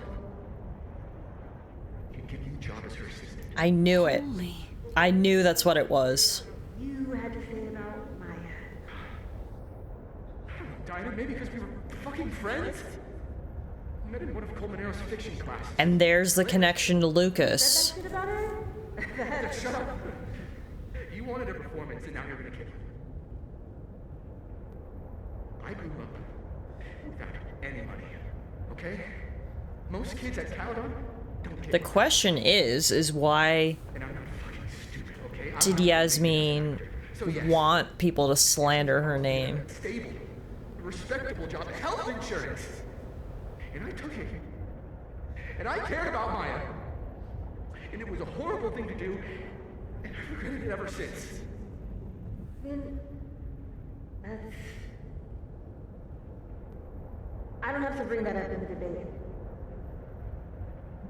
There's not gonna be a debate. I'm dropping out of the race. You're just gonna let me be the head of Abraxas? Like that? It doesn't feel very good in the end, does it? Vin met Maya in Lucas's class. And he also knows something about the cow skull through Sophie's windshield, which conveniently made Lucas look guilty. If I can pressure the other Vin, maybe he'll tell me what the hell is going on here. Yeah, we're getting close now. Not close to, I mean, there's a lot of things that need answering here. We're not getting close to how or why Max shot Sophie, but we're getting close to figuring out this Vin, Maya, Sophie connection. Very close. Now, before we go pressure him, I need to see if there's a mustache on the painting. No mustache there. Oh, I think this guy came with a mustache. Okay, Isabel, you were absolutely right. I think his was painted As on. always, what was I right about? As it happens, a number Oh, of in the folks, hallway. faculty and staff. Oh, yes, you're right. Someone drew a mustache. Caledon's Gorilla Girl strikes again. Keep fighting the good fight, kid. It's not just a mustache. We've also got devil horns, monocle, cool shades, eye patch, pipe. Wow, that takes effort to vandalize portraits that tall. All right. Time to put the pressure on old Vinny here.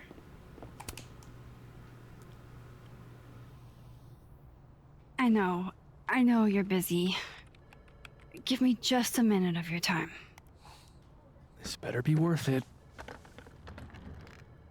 Yasmin gave you this job as a favor, didn't she? For talking to a reporter who was writing about Maya's death? Didn't your parents ever teach you to not bring up people's dead friends for no reason? There is a reason. I promise. Please, enlighten me. I'm trying to help someone. It might not make a lot of sense, but I'm trying to help someone. And that means learning about Maya. Maya's been dead for years now. She can't help you or anyone else. Just go with me for a second, okay? All right. You said in your statement that Maya was troubled. But that wasn't true, was it? Vin, what really happened? Hey Nova, welcome in. Ask Lucas Colmenero. It all started in his class. He has Maya's blood on his hands. You're not saying Lucas killed her? Not literally, but... The man deserves every misfortune that befalls him.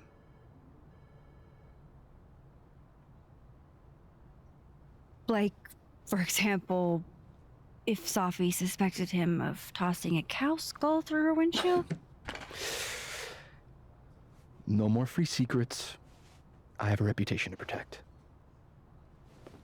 I guess I could reveal one of the other secrets I know. Oh, we didn't cash in our favor yet. We didn't cash in our favor yet. Is now where we cash in our favor?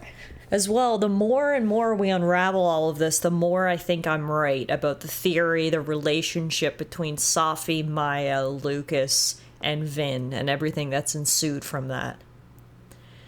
What do you think here, guys? Do we trade a secret for a secret, or do we simply call in our favor from earlier? I mean, we do have secrets to trade. TS says this feels like a more appropriate time than last time to call in favors, and I agree. But at the same time, and similar to last time, we have a way to get what we want without calling in that favor. We do have info to trade. I would tell him that Lucas filed a restraining order against Safi because, well, we hate Lucas, and we already told that to Safi anyway, so that's almost like a free secret. And the favor thing has come up twice now. It came up in episode 2, and now it's coming up in episode 3, so I feel like the longer we can hold on to this favor, the more we might come to need it. Woo! Smear campaign! Trading secrets might be the way to go. Yeah, I think it is. I think I'm gonna go with Lucas filed a restraining order against Safi. What if I told you that Lucas filed a restraining order against Safi? Well, I say that Lucas is less dumb than I thought. So, was that a shiny enough info nugget or not? Very shiny. Alright. So was the cow skull you or not? Yes. Okay. That's one mystery solved. Why? I mean, you've seen a pissed off Safi before. She's like a force of nature. When I heard her book got squashed, I seized an opportunity to aim her at a deserving target. So you were, what, protecting Gwen? That's as much as you get. And now I really do have to get back to work. But, Caulfield, whatever the real reason is for you digging up old history, be respectful to Maya. She suffered enough while she was alive. Okay, that is very interesting. So he admits to being the one who threw the cow skull through Safi's windshield, which we kind of assumed. What's weird, though, is that the whole reason he did it was as a frame job. That's what I'm talking about. Huh? Ha ha. Compare us all you want. Only one Colmenero has a movie deal, and it's not Roberto. Samuel, I'm sorry. Can you please hold? Absolutely not. Out of my office, now. But I just shipped my son out of the country because of your little stunt. You think we're just gonna go back to being friends? Well, if you're gonna come at this aggressive, then guess what? I can be aggressive right back. Blood on your hands. Admit it, Lucas. You have blood on your hands. Whatever you think, you know, you'll never be able to prove it. Now get out!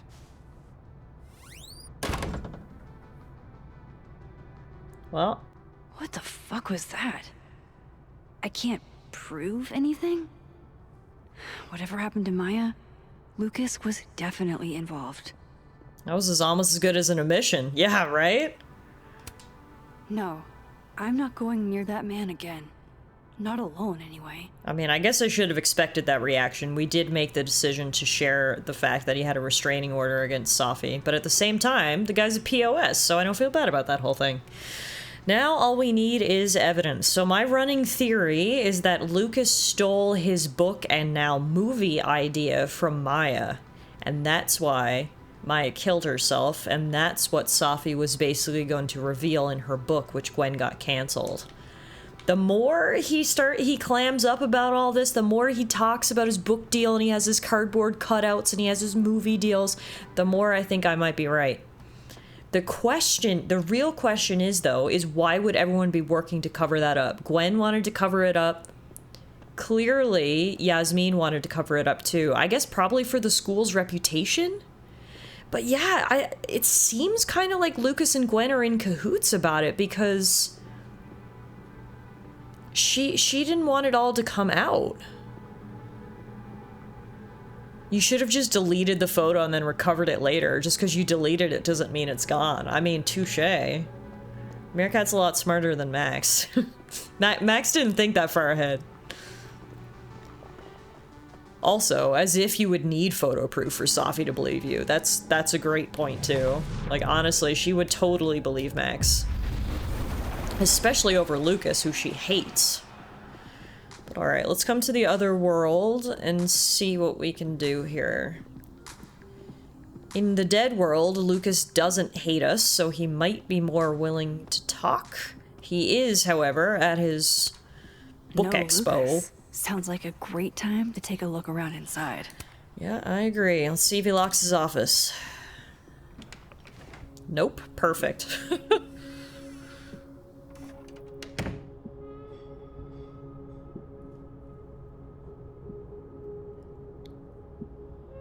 Alright, let's see what I can find about Maya. And about Lucas in the meantime. We'll start by rifling through his drawers.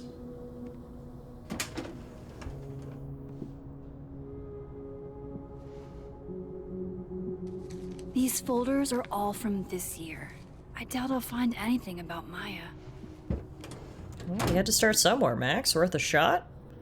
How about the drawer down here instead? Meerkat says, I would never keep any evidence in my office. Like, are you kidding me? I mean, no one with half a brain would, but I have a feeling Lucas doesn't have half a brain. Even if you did, you'd at least lock your door, right? Luckily for us, I think Lucas might be a bit of an idiot, so let's see what he's got hiding in his filing cabinet. First up, we got a wrinkled note. M.O. That could definitely be Maya Okada. Look at this. Can't believe the Lucas Colmenero wants to be my mentor. Going to bring in what I have so far tomorrow. I'm a little stuck on where to go next, so maybe you can help me brainstorm. Excited to see what you think. Thanks again, M.O. Like, why would you keep this? This is so incriminating. But, I mean, only idiots and assholes plagiarize from their students, so I guess this kind of checks out. Yasmin did one of these? Wow. She did a roast. I didn't realize just how much Lucas's book has resonated with people. Dear Professor Colmenero, I'm writing to tell you that the Kaladin Book Club is going to be reading Wilder Beasts Than These for the month of March. I read it last summer and absolutely fell in love with it. I think it's probably my favorite book now, and I wanted to share that experience with the rest of the group. I should note, another thing that sort of lends credence to my theory is that Lucas has only released one book, which is Wilder Beasts Than These. He has not released any other books, which makes sense if he's actually a sham and Maya's dead. He couldn't steal any more of her shit. Wilder Beasts Than These means a lot to me, especially as a Latina. I don't get to see myself represented much in media, so Carolina's story is pretty near and dear to my heart. It would make my year if you came to the book club meeting on Tuesday, March 31st at 5 o'clock. I was thinking you could be here while we discuss the book and maybe do a small reading for us. Excited to hear your reply. Valeria Cruz from Kaladin Book Club President. Well, this at least confirms Maya took his class. All three of them were in his class when they were freshmen. That brainstorming sesh with Maya sounds like the place where he stole the ideas. Yeah, I mean, it's absolutely plausible. I could be barking up the wrong tree here, but the more evidence we find, the more confident I am in this theory. Of course, Lucas is the type of asshole that makes you buy his own book for class. Of course. Of course. Whoa, why were Lucas and Maya meeting so much? This can't be a repeat of what happened at my high school. One time was far too many. He was meeting with Maya 3 times a week. Wow. Maybe he reads it for the articles. America's best least stressed man? I guess maybe that's why him and his wife got a divorce. I feel like this is a real thing that happens. Oh, definitely. Absolutely it is. People in positions of power prey on their subordinates all the time. This is a very plausible thing that could happen.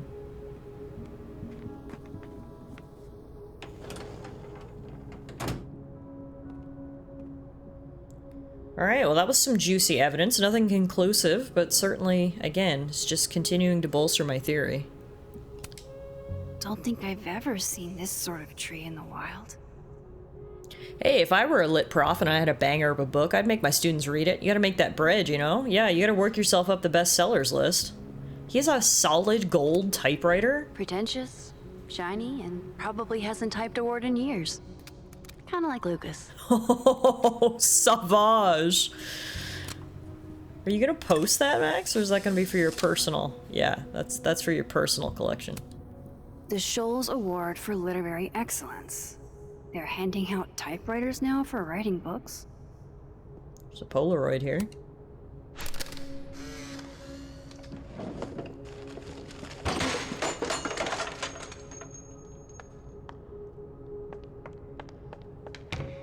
How'd they get in here? Jesus, some of these items are priceless. I've got a lot on my plate. I don't need this right now. Where the hell's Yasmin? Where's security? First Gwen's slashed tires. Now Lucas's office? What's going on in this timeline? Yeah, this third timeline's chaotic. Unfortunately, we only get tiny, brief little glimpses into it, so we don't really know what's going on. This is the standee we've analyzed. Poor devil. Banished to the hell from whence he came. World's okayest dad. Might be the first time Lucas didn't oversell himself. Yeah, there's at least a third timeline, Meerkat, because we keep finding Polaroids that are giving us glimpses into a third world. We don't have access to it, but it's quite clear it's another world other than the 2 we've been experiencing. Kind of just lends support to the multiversal theory that there are multiple timelines going on, not just the one where Safi's alive and Safi's dead. Seems like at least one student remembers Lucas fondly.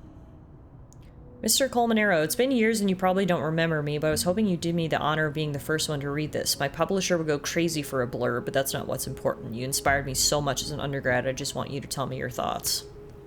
Yeah, clearly, Lucas is like a big shot. Well, he thinks he's a big shot, but like quite clear he is actually pretty popular, which makes sense as to why Yasmin is trying to protect him, maybe. Because it brings so much popularity to their school. Looks like a fun read. I didn't know Lucas did fun. Maybe if you kill someone else, you'll get access to the third timeline? I mean, hey, Lucas is up for grabs, isn't he? That's probably his ex-wife. They look really happy here. Oh, we just got a text from Moses. The official report is that Marjorie Alderman was diagnosed with severe abdominal pains, a psychosomatic response to the overwhelming grief stemming from the death of her husband. Oh my God.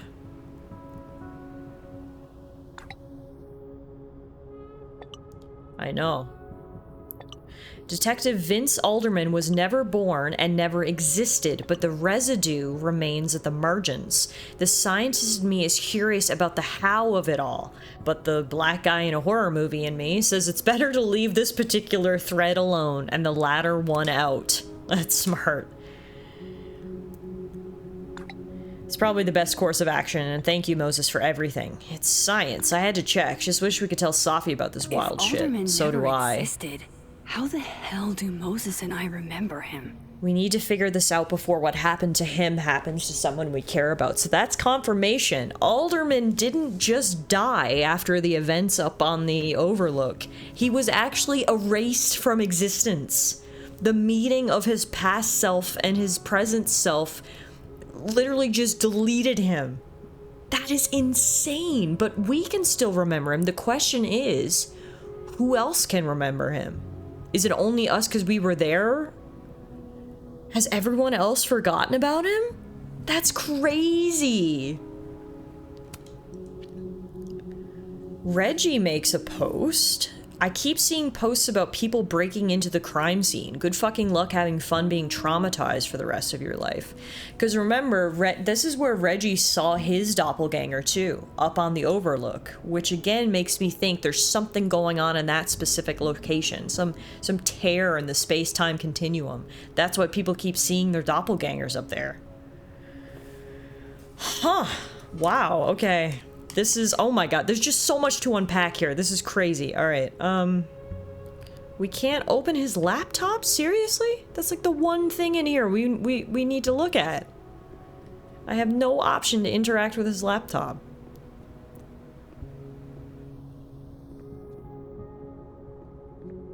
Okay, well if that's the case, I don't know if there's anything else in here for us to look at. Guess normal drip just doesn't cut it for Professor Colmenero. I mean, I don't know. I was kind of expecting us to, you know, have the big aha moment and find some real incriminating evidence in here, but I guess not. We found some circumstantial evidence. I guess Lucas is a little bit smarter than we gave him credit for and didn't straight up leave, you know, like a journal in here. We got some stuff, though. Guess that's good enough for now. Oh, so the incredibly sus detective got Thanos snapped? Yes, he did. That's exactly right. Okay, so... that's about all we're gonna get from here. This is it. Let's see what he's hiding. Or maybe not, because I'm still getting that prompt. Which makes me think I must have missed something. The laptop's probably in sleep mode on a Word doc. Why I did all these crimes. Okay, maybe... no, I can't shift timelines here. Oh, but what I can do is I can listen in.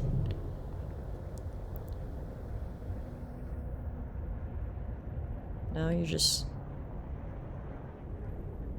not gonna get anything juicy out of him. He's just talking on the phone.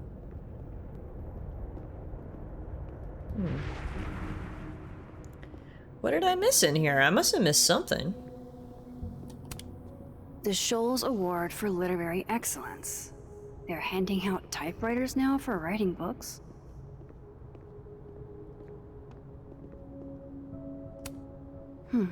Seems like at least one student remembers Lucas fondly. The snowman figure was highlighted. Yeah, I think it highlights whatever's not present in this world. So like in this world there is no snowman because everyone's not celebrating Christmas, versus in the other world they are. And like you can see his desk is different. It's a lot more dirty in the other timeline.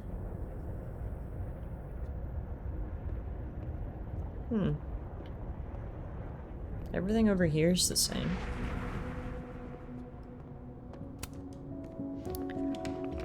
Huh. His laptop is on in the other one. Maybe switch then. Yeah, I can't switch in there. So you can only switch in these certain spots. Like over here.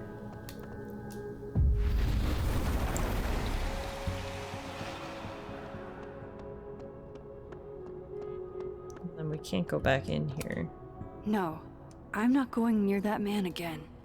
Not alone, anyway.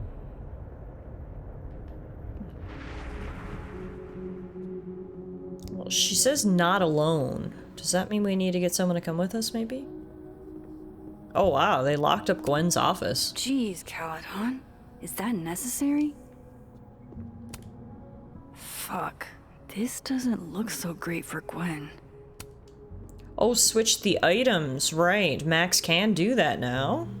The thing is I don't know how she did it before. Let's see if we can do it again.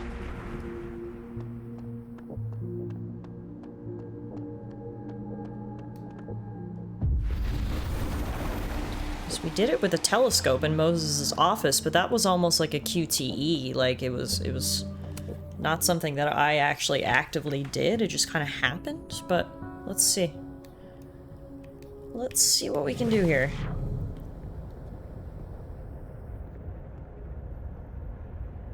It's his son on the wallpaper, it looks like.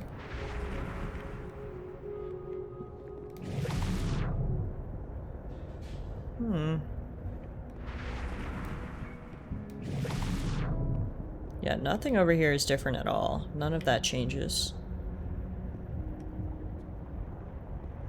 The only thing that changes is his desk.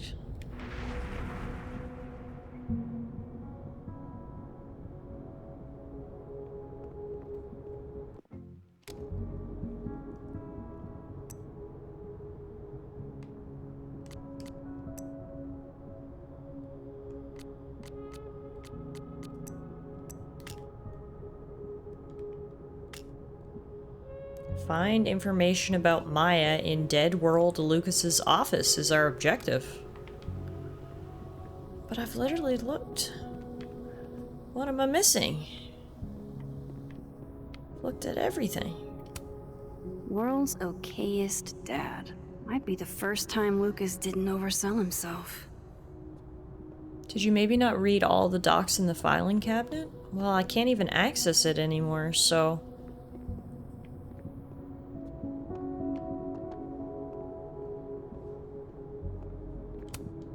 Don't think I've ever seen this sort of tree in the wild.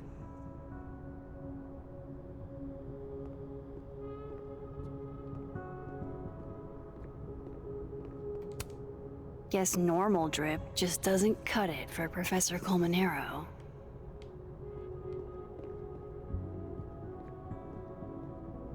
It literally doesn't feel like I missed anything. It's... Did you look at the mug? All I can do is press Y. World's okayest it just says that. Dad. Might be the first time Lucas didn't oversell him. That's probably his ex-wife. Oh wait, there's something on the back. They look really happy here. Wait, oh, there we go. What a strange place to find a key. Must be significant. Now we're cooking. We've got a key hidden under the family photo. What does that unlock? There's gotta be something hiding in here. Here we go, the drawer. Oh, here we go. Here's where the good stuff is. No, wait, damn, it doesn't fit. Okay, but there's gotta be something in here that's locked. This has gotta be where the good stuff's kept. Nope. It looks like the typewriter has a lock? Oh, this is totally it. 100%. Yep. What are you hiding in the typewriter? What are you hiding in the— yeah, there it is. There it is.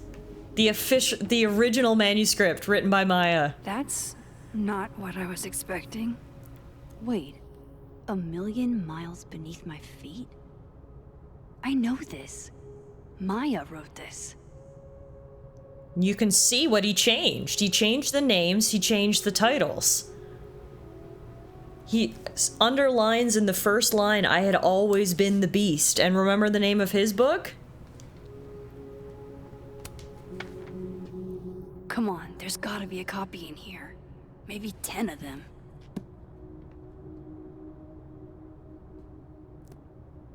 He really did keep the evidence. What an idiot.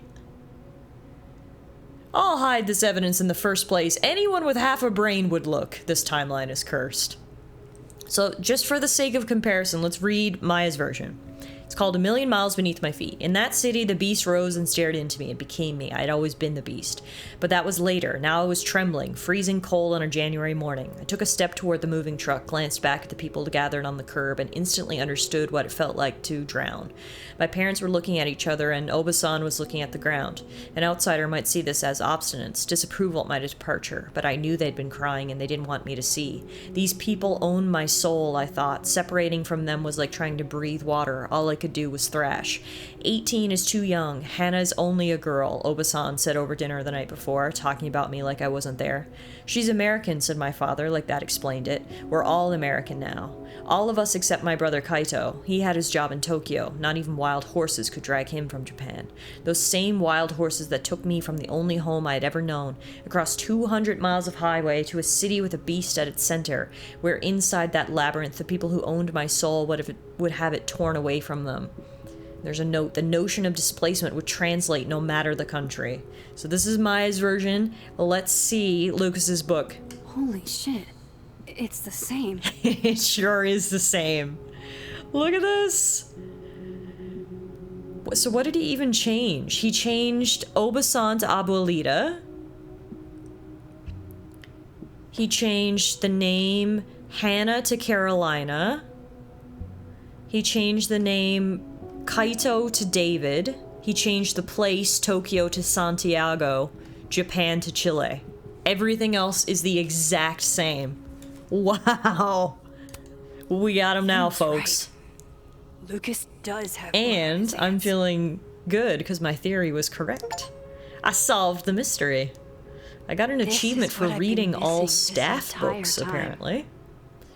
And here it is. Let's take a photo of the evidence. The laziest plagiarism ever, literally. Lawyer and detective. I have to talk to Safi. Hey, Arrow. All right. We've definitely got motive. I still don't think Lucas killed Safi though. Safi, hey. But there's a lot going on here. Stay strong, Habibti. You know where to find me. Okay, they just had the talk about her book getting canceled, I think.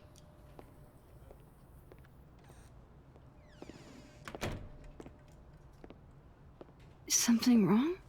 Oh, you want to talk to me now? Huh? I've got nothing to say to you. Safi, what? Did you spread my business to someone else? Dig up a couple more clues? Shit. She knows I've been asking questions. I'm not sure who you've been talking to, but I have a good reason. Oh, you have a good reason. Well, in that case, what's your good reason, Max? I'm trying to help you. I mean, I can't say I can't tell you. She's gonna be like, what the fuck, and walk away from me. We obviously can't fully tell her the answer either. We can't say because in another timeline you're dead and I'm trying to figure out who killed you, but we can say I'm trying to help you, and hopefully Max will be smart enough to spin it as like, I heard your book deal got canceled and I'm trying to figure out why. But Max isn't always the smartest, so we'll see how she actually spins this. I'm worried about you.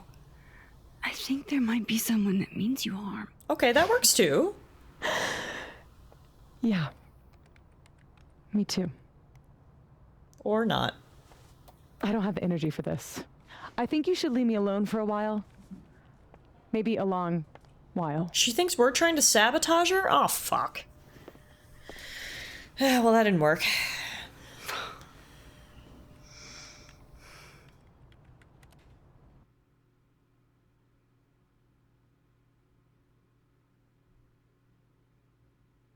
Big oof indeed.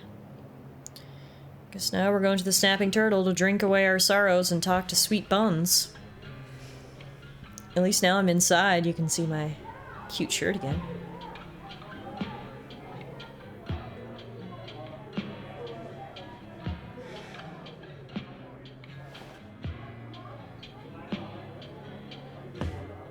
Lots of familiar faces here.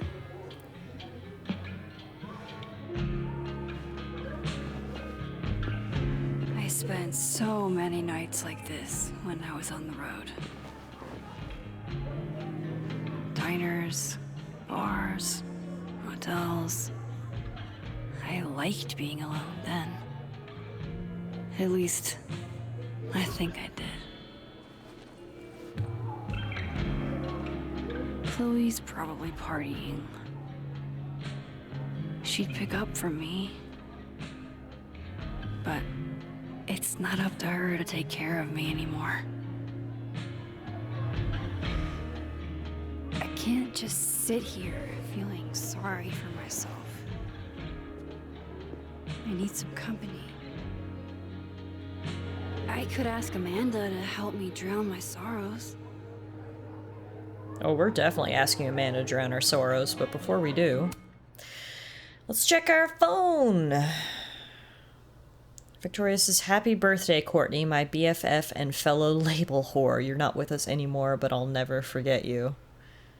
Courtney was one of the ones lost in the Arcadia Bay tragedy.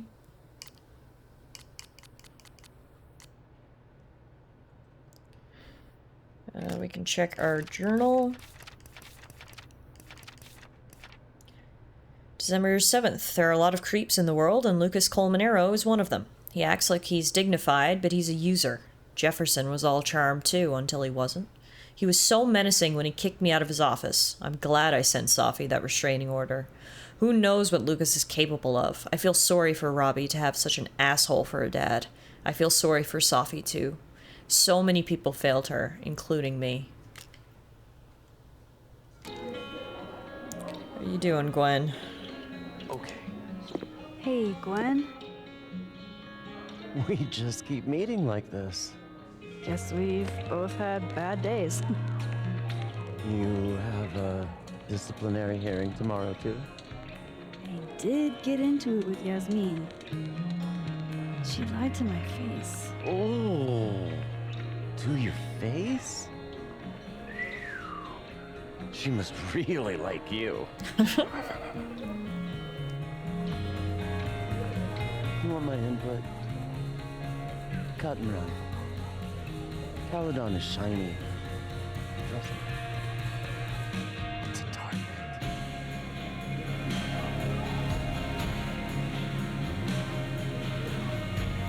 Well, that didn't really help boost our spirits, did it?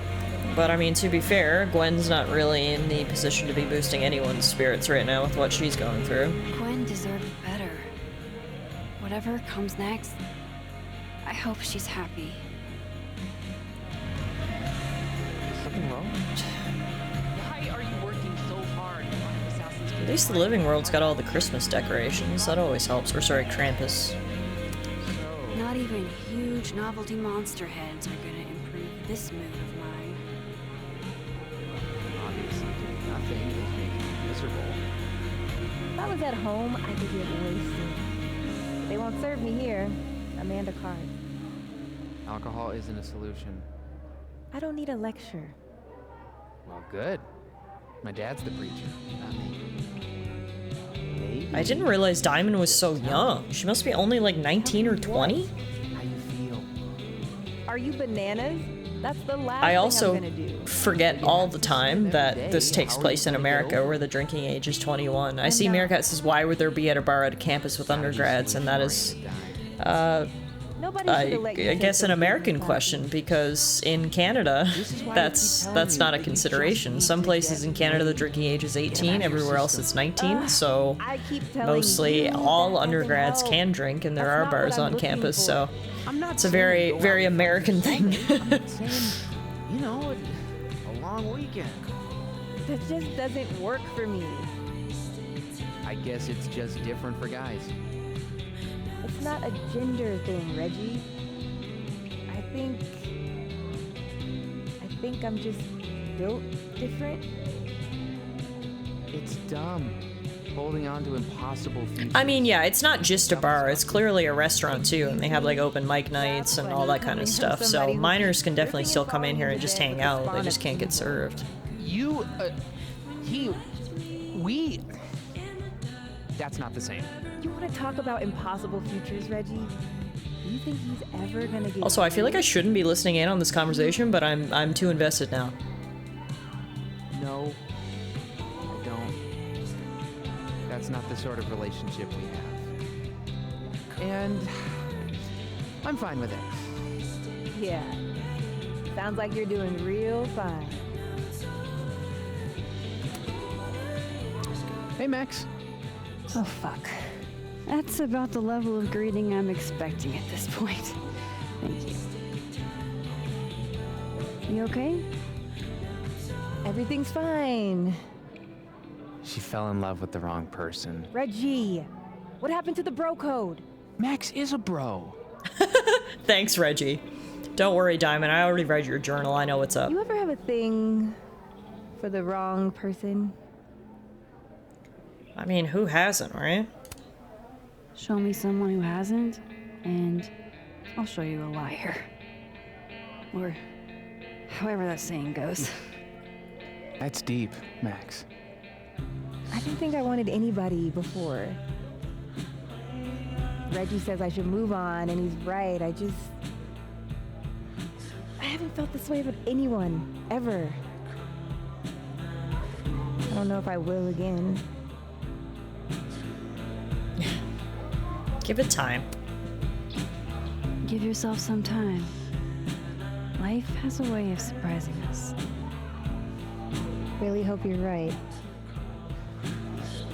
Ask if Moses is poly. I mean, true. You didn't consider that, did you, Diamond? I know you haven't met his partner, Terry, but maybe y'all would make a good throuple. Ooh, we got a Polaroid over here. You know, I'll admit, I don't really see too many live performances. And we're going to correct that immediately. If you want to get to know me, music is a surefire. Oh, is it Tony, not Terry? In that case, I'll bring a notebook. Take notes. Excellent. Write this down. Does comedy, enjoys live music, super cute. That last one's important. I feel like you've done this before. What's in the Max journal?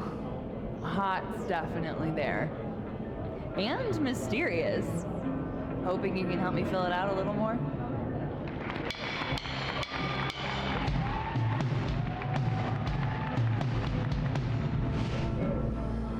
Guys, I'm so jealous. In the third timeline, Max got to go on a date with Amanda. Max looks like she's having a blast. Want to swap places? Touche. Alternate Max is fucking killing it, and we're over here in doom and gloom world where everyone's sad and mad at us. What the hell? I want to go on a date with Buns. God damn it. Are you the one who's unlucky? Or is it just everyone who ever meets you? You stay the fuck away from me. I think you should leave me alone for a while. Maybe a long while. Ah, yes. Let's just sit here and act real depressed and think about all the bad things everyone said to me today. What Lucas did to Maya was deplorable. Let's unpack our trauma a bit by the fire here, shall we? Painful that was for Sophie. Hey, Rector. And I poked at that pain like a kid with a stick. Amanda called Alt Max hot. That alone is a W. I think I killed Sitting you. alone, being sad in a bar. Wow, what a unique experience. Fuck. I'm doing great, Rector. Welcome to Life is Strange Double Exposure. This is the newest game in the series. We've been playing through a new episode every Saturday, and so far it is so good. It is such a twisty mystery with supernatural elements to it. I'm really, really enjoying it so far, and I'm always enjoying hanging out with you guys. Happy Saturday, maybe Sunday, depending on where you are in the world, but I hope your weekend is going well, and thank you for stopping in today. Good to see you. Rector says, I honestly loved the original ones. I'm a few games behind. So the good thing is that all of the games were standalone.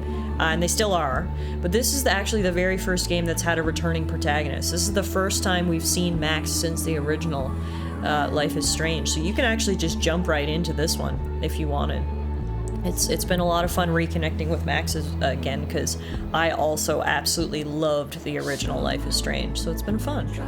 She's a decade older now. She's in her mid to late 20s, acting as a locum instructor at a university.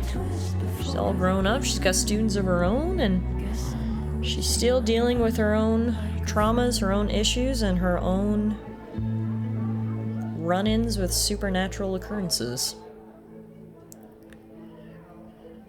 Alright, that's enough reflecting for now. Let's get back at it, shall we?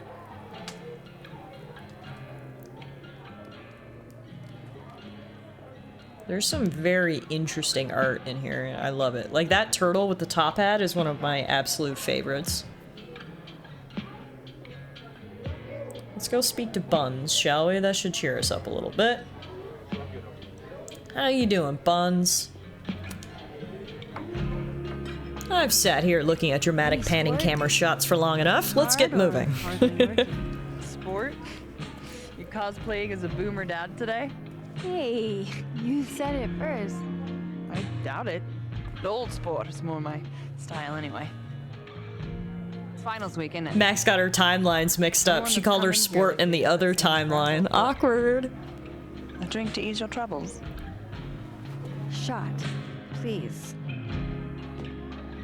Are we wanting a gasoline on fire flavor experience? Or a sickly sweet, rated grandma's liquor cabinet kind of taste? Grandma's liquor, please. You know me. If it's not cloyingly sweet, I can't drink it. Have you ever tried Amaro? It's this sweet liqueur. It tastes like... The mood she's in? One of each, please. Yeah, I wish I had that option. The third option. Great. Now I'm depressed and scared. Wait 1 minute. We're gonna pause on Max knocking back this shot. I thought for a second, because remember earlier we saw Amanda and Amanda was being really sus? And Max just tried to play that off back with her. And she was like, I've never called you that. But that was this timeline. It was. I was like, oh no, she's mixing up the timeline. She called her that in the other one. But it's not. The timeline that we spoke to Amanda when Amanda was being sus was the living timeline. The timeline where we talked to Yasmin. But yet she didn't get that reference. Which means... Did we see Amanda's doppelganger earlier when she was being really sus? Because that would really check out, too. She was acting really off. The plot thickens. It's gotta be. We just met, yeah. I think it's gotta be, because it explains A, why she was being sus, and B, why she didn't get that reference Max just made. Dun, dun, dun. So Amanda is time skipping? Yeah, there's a lot going on here. There is a third Amanda. And she's really sus. Back to the liquor. Okay, that's gonna come up later, for sure. Make a mental note of that. Put that one in the filing cabinet for later. Like I keep thinking I've hit rock bottom. But then I realize I'm still... Rector says, I just got here and my brain's already in the shitter. Yeah, there's a lot happening. We got time travel, we've got alternate dimensions, we've got doppelgangers. I certainly have a type. Plus, you know, just your everyday young adult interpersonal drama. You need more than a drink. Let's hang. Hell yeah. Hanging with Buns will make me feel better. You won't get in trouble? Don't you have a bar to tend? We don't need to leave the turtle to have fun. Ooh. Bow trickle. Wow, wow. What do you say we have that date now? Oh my god, yes, I'm in. Let's fucking go. She might be an evil doppelganger. I don't care. I need this right now. I need it. Him to play here? As if. Revenge Horse only plays house shows. We might not be able to go to a show for real, but... I thought you were never gonna ask, Buns. Are we gonna call Buns' doppelganger's ass? I guess. Bitch, shut your dumb eyes. Alt Buns. We pull up to my buddy Eddie's house. We call it the Rat Hole. Best house shows in Lake. Buns and Rolls. Ass is my canonical name for evil Buns, says V's. But at the Rat Hole, that means midnight. place is packed. We can smell Granite Joe smoking a blunt out back. And Eddie waves to She's us gonna from the smooch you into a fourth timeline. I hope so. Scary merch? What kind of merch Hold is up. scary? Why is the merch scary? We approach the merch table. It's covered in stickers and pins, and they're all of this horse that looks like it was, quite frankly, drawn by a toddler, and yet it's powerful. No matter where you stand, it stares into your soul. Sick as hell.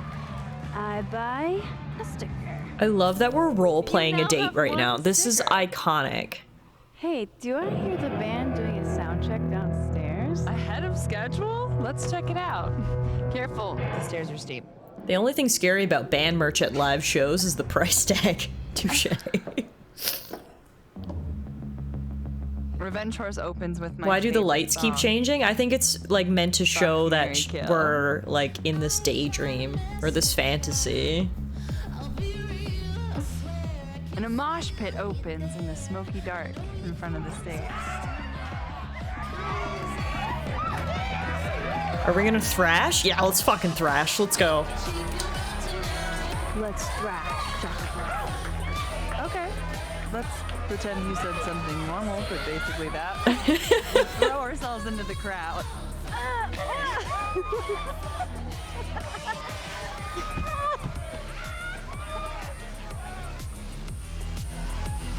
No! Imagine everyone else at the bar right now just watching Max and Buns on this pretend date. Someone standing at the bar like, is anyone ever gonna serve me? Man is like, no, I'm busy. I'll only need one eye to see the show anyway. I love how I just added imaginary ice pack to my inventory as well. Is she a stage diver? I mean, in so much as you can call a thrifted area rug a stage, sure. She sets her guitar down and takes a running leap towards the crowd. Oh Jesus, nobody catches her and it's super embarrassing. It all happened so fast, nobody has time to catch her.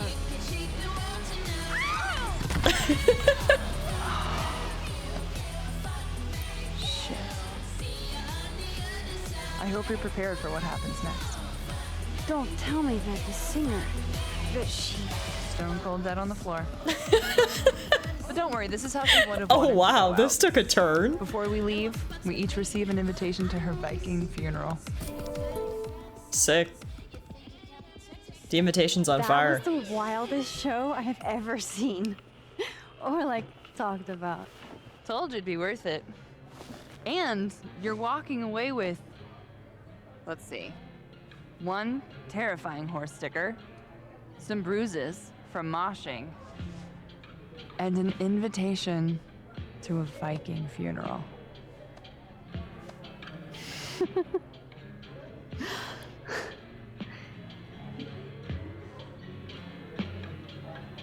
If that was just a dry run, imagine what the real Revenge Horse show's gonna be like.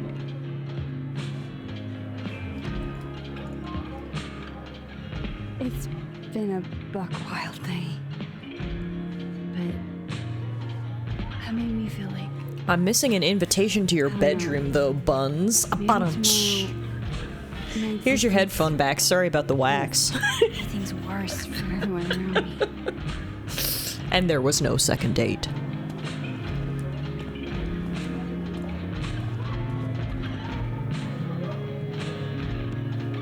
Are we gonna kiss on this dingy sofa?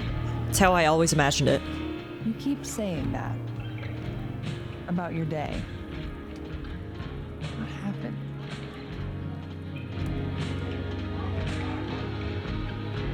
Oh my god, Beast. Can't even read that one out for the VOD. Why are you so nice to me? Shit. I'm doing it again. My therapist says I latch onto people too quickly. But what am I supposed to do when I gel with someone? Act like a bitch? Please don't. I don't find it attractive when people are mean to me. At At this point, you saying one mean thing would make me dissolve into a puddle of tears. Hey, I have never made a girl cry on a first date before, and I don't want to start now. Look, what can I say? I have a thing for emotionally unavailable women. Yeah, it's You're literally in my bar talking about yourself like you're a Category 5 hurricane. Oh, it's happening, folks. Buckle up. Buckle up. Full steam ahead into buns. I mean, what? Why'd you back away? Sorry. I was ready. Do something wrong? No.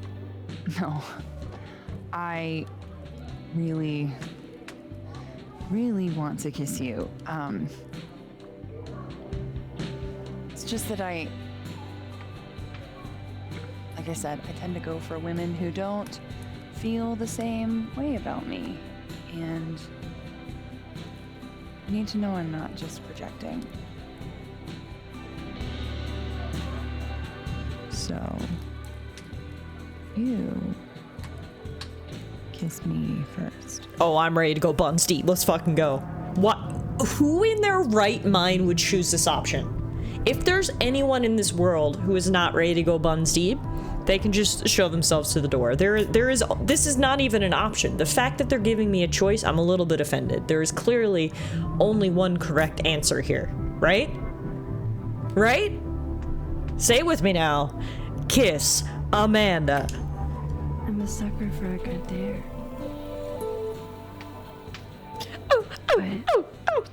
I'm also very polite. Guys, I'm blushing so much right now. I'm so glad I'm not on camera today. I'm like a schoolgirl over here.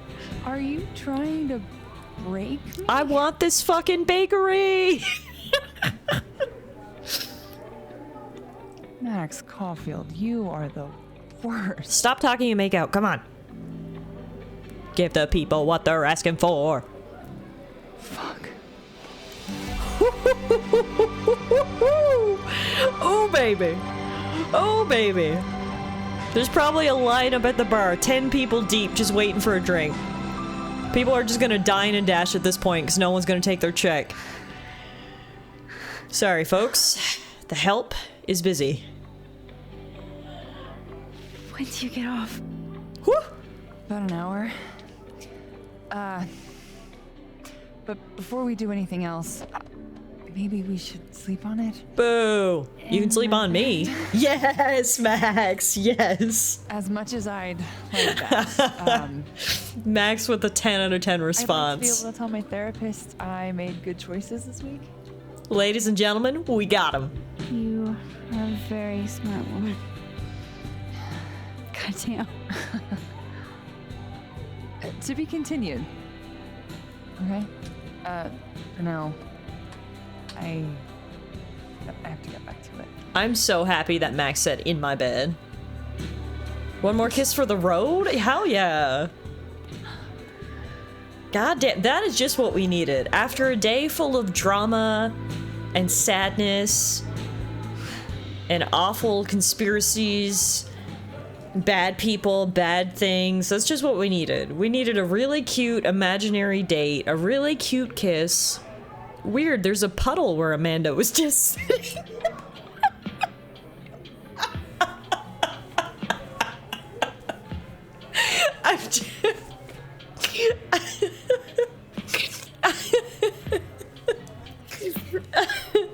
Oh my god.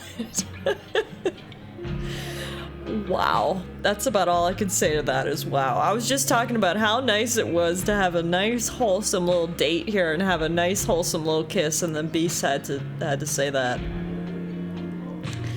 Wow. Wow, that's about all I can say.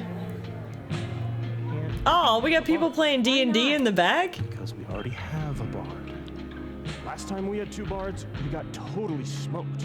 Dead in 2 seconds. Okay, that's fun. That doesn't make any sense. I can't think of a better time than a round of D&D with a whole pitcher of beer there. Make the Love that. All right. Well, what is our actual objective in the game again? I kind of forgot after, you know, everything that just happened. Ooh, I can take a pic. Pretend like I'm not even here. Take a picture, it'll last longer. Boom. Posting that one for sure. Get you a girl who can talk to fish. She's just so hot. Oh, Max is all in on Buns. You know what's really gonna suck? If Buns has the evil doppelganger that's actually like responsible for killing Safi or something. But you know what? It doesn't matter. I'm not gonna judge you for having an evil doppelganger as long as you still want to kiss me. It's fine. I'm not gonna judge. Objective: go home and put fresh pants on.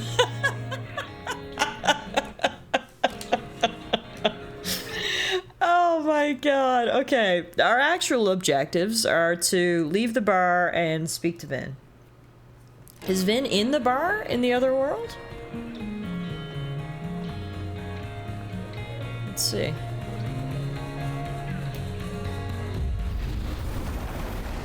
To the dead world, where everything's sad and glum and I didn't get to kiss Amanda and Reggie's sitting by himself. Hey, Reggie. Feeling okay? I don't feel like I'm about to fall off the face of the earth, so... Talk about a mood killer, am I right? Doing good, Max. I wasn't doing good before I saw me. Now I'm worse. I think something like that would rattle anyone. That's not the only thing, though. When I was a freshman, I thought moving here across the country would fix everything that was broken inside of me.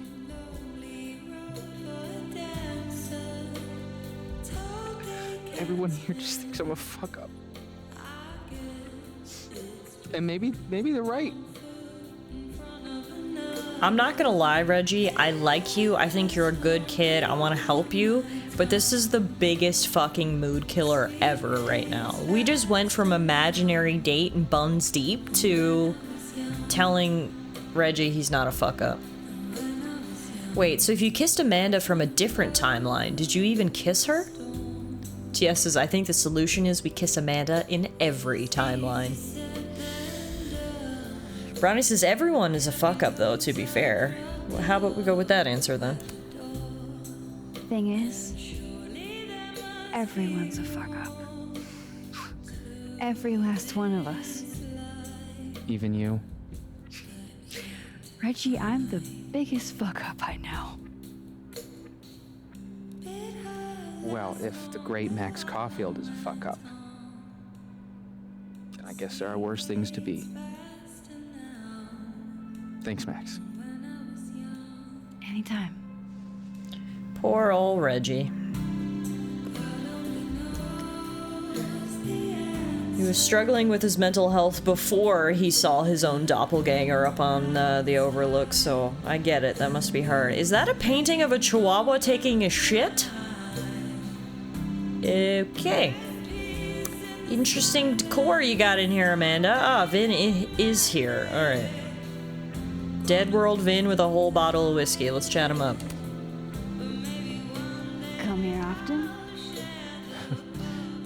Probably too often. Join me?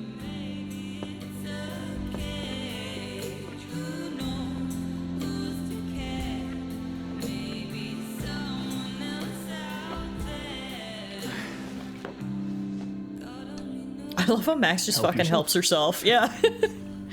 That's great.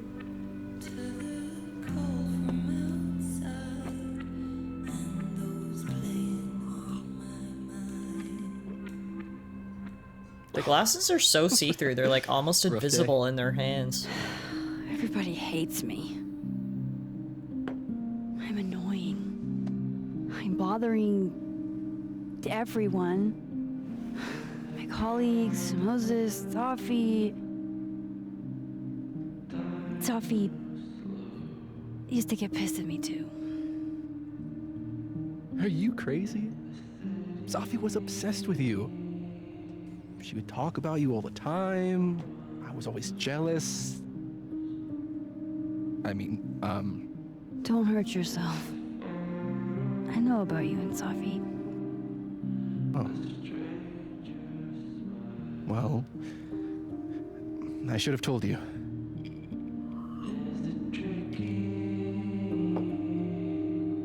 It's fine. You don't have to tell me all your secrets.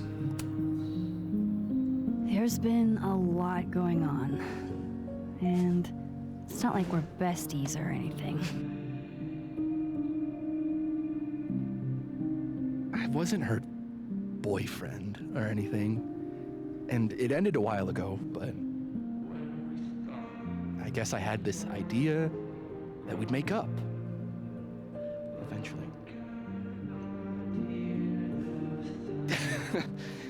Any other deep, dark secrets you've disinterred from my past? Yes, actually, but... I know what happened to Maya. Christ, Max! I was joking. And I know what you did after she died.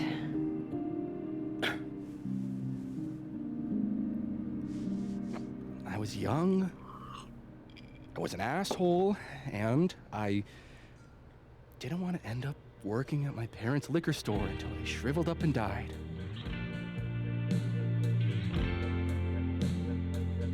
Does the past version of you ever feel like, I don't know, an alien? Like, the shit that person cared about is so worthless. You can't even remember being them? I get it, yeah, I do, actually. That sounds like a shitty spot to be in. Especially right out of undergrad. Right? Here I was with the chance to be salaried, health insured, even fucking 401k'd.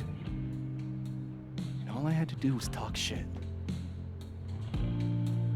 Which I'm good at. Sorry to bring down the vibes. I need to be more drunk.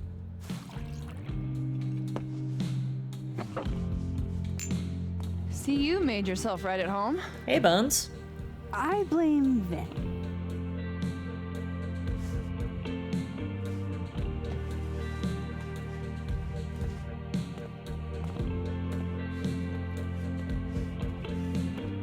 Oh? You hitting that? What? I wish. No. I tried. I mean... I'm in the process. We were talking. And then Safi happened. And I guess Amanda didn't. I kissed her in another timeline, but in this one, yeah, she's pretty cold. She says colder than a bare nipple in January, in fact. She's probably right. She's cute, but a little too principled for me, even discounting her utter lack of interest in my gender. Hey, principles can be hot. Uh-huh. I'm serious. I will write you an essay. Passion is very sexy. No, you're right. Passion is sexy. Like your buddy. The big guy with the telescopes. Moses? Once, I asked him how his day was going, and he explained to me the double slit experiment. Ew! It was weirdly hot. Vin, you need to control yourself. Oh my god. What, you're saying you wouldn't? He's my friend. And this would be extremely friendly. Moses, smash or pass? I love Moses to death, but he's like a sweet brother, a cuddly bear. No, I cannot even think of Moses taking his shirt off. It's a pass. I love you, Moses. Not in that way. He's a friend. It'd be too weird. More for me. I'll say this for Caledon. He's got a high ratio of fuckable faculty. Dr. Hunter, for instance. Interested? Gwen? Okay, yeah, Gwen is definitely a smash. I don't think of Gwen like any family member we can smash. Let's just say I was a little disappointed when I found out she had a wife. You never know. Her wife could be down too. Jesus, Vin.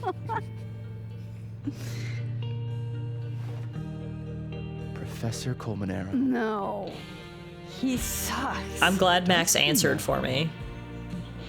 You suck. Hey, I didn't even need a prompt for that one. Lucas, smash or pass? Pass? He's a gross, pompous asshole who literally plagiarized from her student and made her commit suicide. Gonna be a pass for me. Pass, he's a dick. And yet, I've put up with worse for less. Vinny Boy isn't curious, he's just horny. This is smash or pass, not have a healthy, long-term relationship and 2.5 kids. Yeah, but I can't smash people that I hate, Vin. I guess we differ there. I want to marry them. Just I can't smash people that I hate or that I think of as a family member. Just... I have principles, Vin. Exactly. Principles. Okay, my turn. Yasmin. Now that's just unfair. Why? Because then I'd have to admit just how hot I find authority figures. Ow, ow! Unsurprising, honestly. I am incredibly unshocked. Yeah? Yeah.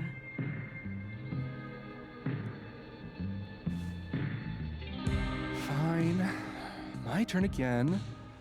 Let's see, who do we both know? Poor Reggie in the corner. My students are off limits. Well, as I am 1 at Caledon and 2. Oh, is he making a move? Students which appear to be your 2 standards. Come on. So, about me, Miss Caulfield. Where do I fall on the binary? It's gonna be a pass for me. First of all, I just am not interested in you at all. I really disliked you episodes 1 and 2. I will admit, coming around to you a little bit, not enough that we're gonna kiss, and certainly not enough that we're gonna kiss in front of Amanda. Like, it would be one thing to kiss Vin somewhere else. Kissing him at the bar in front of Amanda? Absolutely not. That abort indeed. Sorry, Vino. I know you're clearly horny AF here, but you're gonna have to get a blow-up doll or something, because it's not me. The writers of this game sure are slutty. Think of the buns, think of the buns, think of the buns. Okay, hold on. We were gonna kiss Buns. I had to go replace a battery and a smoke detector, and now you're getting the option to kiss Vin. The fuck did I miss? Well, you see, Rector, there are 2 timelines in this game. We did kiss Buns, but that was in the other timeline. We're in a different timeline now, and they're saying, well, Max, do you really want a piece of the pie here? You can have a taste of it all, because in this timeline, you can taste Vin. Nah, the writers are just giving the player options. 1 good option and 1 bad option, but options nonetheless. I love how they literally make it canon that Max can be an interdimensional slut. She can be kissing Buns in 1 dimension and coming and kissing Vin in the other dimension. She can make the most of her multiversal powers. Fortunately for me, though, I'm all in on Buns. There's no place like Buns. There's no place like Buns. So I'm a pass. Don't take this the wrong way, but... No worries. No hard feelings. That's the smash or pass rule. Yeah. The Omniscient Lover is an awesome character idea, though. Interdimensional Slut would be a good band name. So. Thank you. Night, Max. Good night, Vin. Seems like Vin was, over in case Safi is cooled off and is trying to reach me. Seems like Vin was ready to do a bit more than kiss, though, if Max really wanted to get something done tonight. But we're holding out for Buns. Buns said it might happen in the future, so... Adding this to my Sad Guy Drinks Alone series. First, we'll take a picture of our denial to post. Here's to finding out people are more than their first impressions. Cheers to that, because I will totally agree. I was very much anti-Vin. He's come around for me though. Not come around enough that I'm willing to kiss him in front of Buns, but enough that I'm willing to have a drink with him, you know? Are you gonna take the visionary? Now, Amanda. Hi, me again. Hey. It's good to see you kick back a little. You deserve it. Thank you. And hopefully I'm gonna be able to kiss you in this timeline soon enough. This Amanda has been taking care of me for days. I should give her a break. Like I said, Vinny Boy's just horny. Yeah, I shouldn't take it too seriously. Alright, apparently the floor is wet. Be careful, be careful. Let's take a look around the bar in this timeline before we go, see if there's any collectibles or anything like that that we missed. The fire's gone out in this one. Floor's wet in this dimension too? Oh, was it wet in the other dimension? That's what I really need to cap off my night. Falling Oh, no, I missed the joke. Wow, the joke flew right over my head. Nice. Touche. Touche. Alright, let's check my phone quick before we go back to the other world. Reggie says, I know, right? He's full of surprises and sometimes I wish he wasn't. Moses says, I hope he sees this, Max, and I don't mean that sarcastically. And Vin says, I'm glad you saw it, big guy. Jesus, Vin! Vin is really freaking horny. Oh my god. Hitting on Moses, who he knows is a shacked up man, through my post. Also, Marlon says, no fucking way. Max Caulfield's in Abraxas now? Yeah, I didn't voluntarily join. I just solved your little puzzles, and apparently that got me in. Okay, anyway, back to the living world. I think we're done at the bar for one night. Sophie. I don't know what I was hoping for. Maybe I should just head home for the night. We got action in one dimension, we didn't in the other, but you can't have it all, right? I think we've done what we needed to do here. At least Reggie's not alone in this timeline. That's good. You were involuntarily inducted rather than joined Abraxas, but sure, yeah. Alright, let's rock and roll.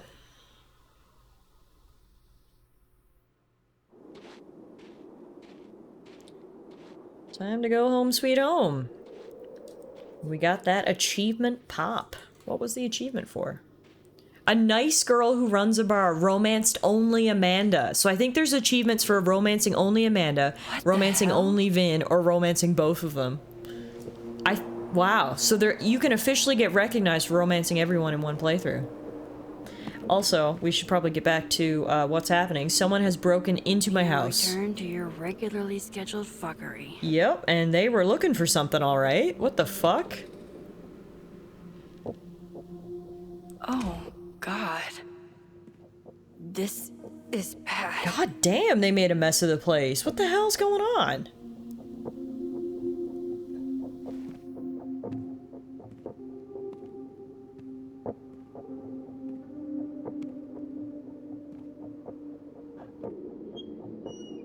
Please don't be a dead body on my back patio. Please don't be a dead body on my back patio. I was having a good day. Well, a good night.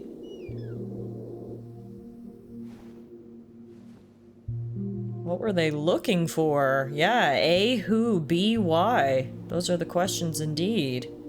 Whoever was here really messed this place up. What were they looking for? Well, before we find out... Amanda texted me, so we obviously need to prioritize this. Tia says, I'm kind of glad we didn't bring Buns into this place. Can you imagine? We were like, hey, you want to come back to my place? And she was like, sure. And we showed up and my place was just fucking trashed. She texted me, though. Buns says, Max, I just found out Revenge Horse is coming in the spring if you want to go IRL. Wait, I was gonna say yes. Why is my only prompt I'd love to butt? What's the butt about? That sounds great, but I'm kind of dealing with something at the moment. Let me get back to you? Sure, you okay? Yeah, nothing I can't handle. Why wouldn't you just say yes? Now you're being sus and... That was weird. What? Gwen says, cut the elves and the pedantry around enchanted forests. How about a TTRPG with gay cowgirls in space? Someone make it happen. If they're space cowgirls exactly, what are they wrangling? Vin. With the booty emoji. I guess she's just at the bar, drinking away, thinking of ideas. This is funny. Diamond says, if you're thinking of giving me dating advice, maybe shut up instead. Just get back out there isn't the flex you think it is. And Reggie replies, Diamond, are you subtweeting me when I'm literally sitting right next to you? Wow. I'd love to, but someone broke into my house. Well, it makes no sense. She was like, these people are coming next spring. Why would you be like, I can't even answer you right now? That was such a weird answer by Max. Why say you're okay? The correct answer was no, come comfort me. Exactly.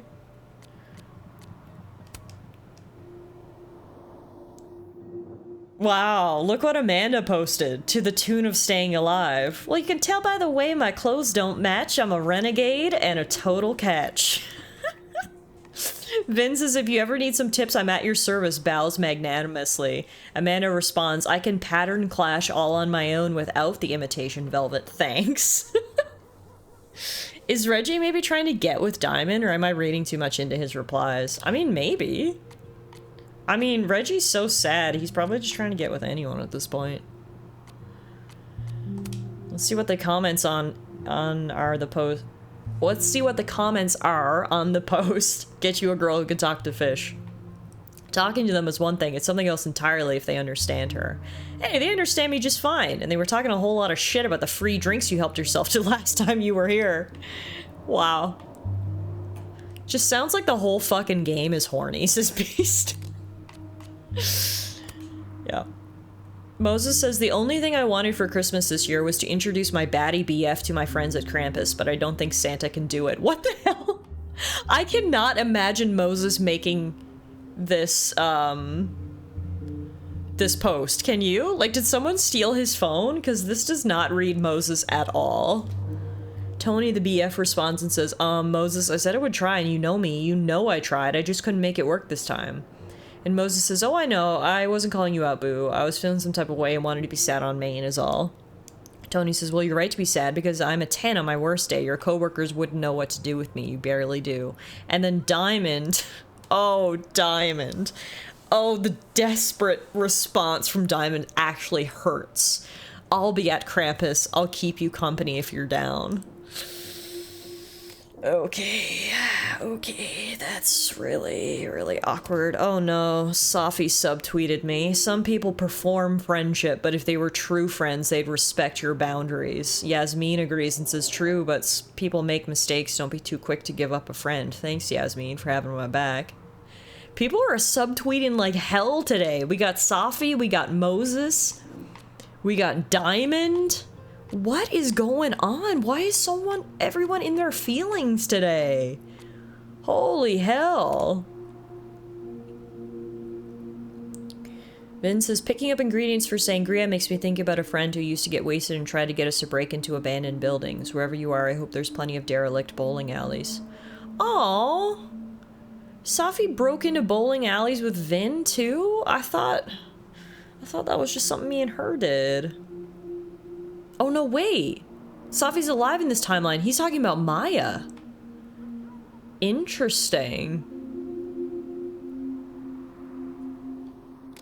Interesting. Maybe me and Maya would have gotten along. So Diamond likes Moses, who's dating Tony, who's not even here? Correct. Rector says, miss me with all this drama. Truly. And then speaking of drama, not only do we have enough drama on our phone, now I've got to investigate the IRL drama right in front of me, which is my burglarized house. Looks like whoever was here is gone now. Thank God. Jesus, this is gonna take forever to clean up. There goes my security deposit. Yeah, god damn. And the real question is, what did they take? No. All my Arcadia Bay stuff. What the hell do they want with this?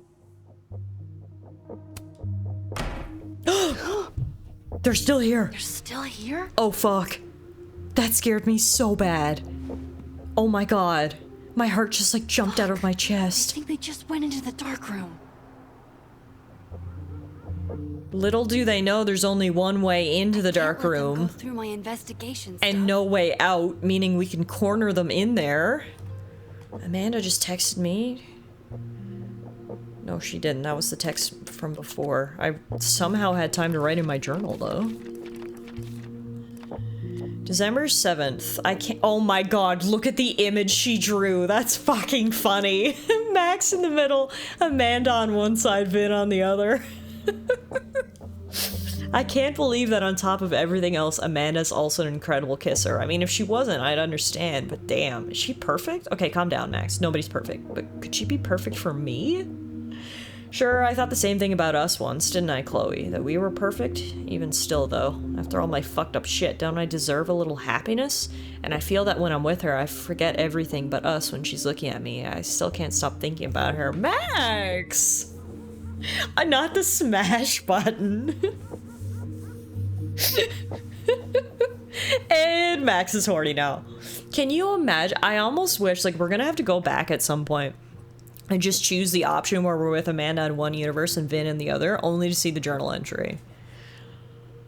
Also, can you imagine how Amanda would have reacted if we had kissed Vin at the bar right in front of her? I really do need to go see how that all would turn out. But for right now, we had to stick with our heart, and our heart says buns. But okay, anyway, it is more important right now that we figure out who the hell's in my house. I'm scared. Wait. That's Sophie's candy. I don't need an article. I see the wreckage every time I close my eyes. Someone will have put that on YouTube. Yeah, absolutely. So we can just look it up there. I'm like scared to go in there. Let's just do a quick jump over to the other universe for 1 second before we go in. You think it's Safi crashing my shit? I mean, it very well could be. Yeah, so in the dead world, my place is very quiet and tidy and all is as it should be.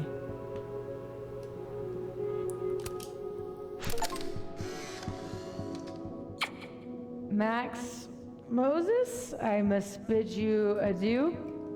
Make good choices, or, you know, don't. What the? Looking for these? Really, Max? Most designated drivers at least give you a ride. No ride. You're staying here tonight. But Mom! Only intruder in that world is Safi. I wish she was here right now. That was good girl behavior. Making sure she didn't drive home. And also making sure she stayed in your bed. Oh!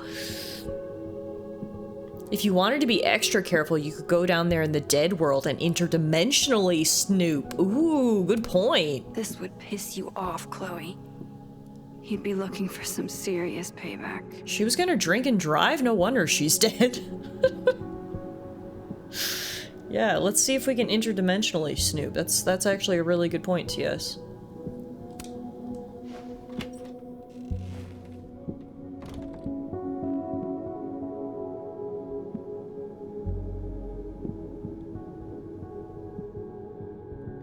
Yeah, so no one's been in here in this world. Everything is just how we left it.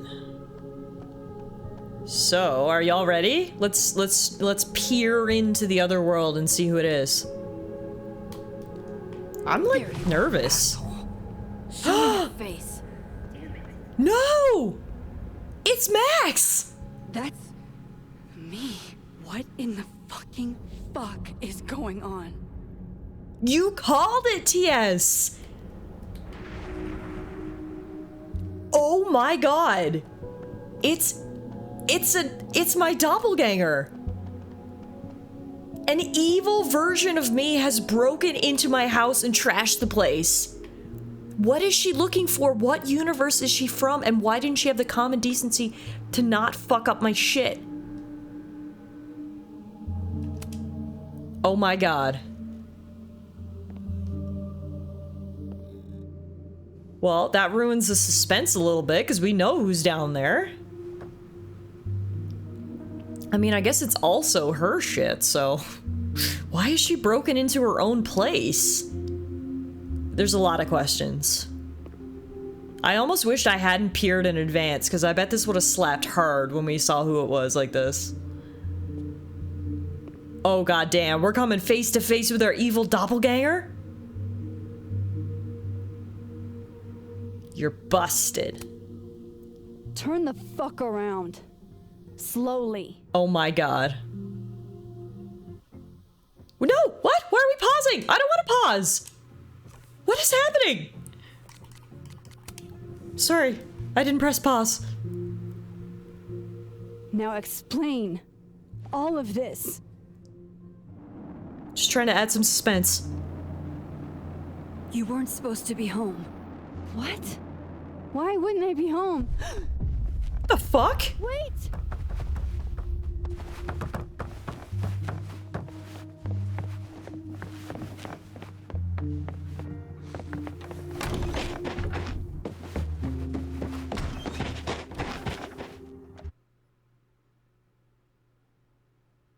There's no way that's how the episode ends. There is no way that's the end. No, okay, thank God. I was gonna say. Okay, chase sequence. Me versus me, who's faster?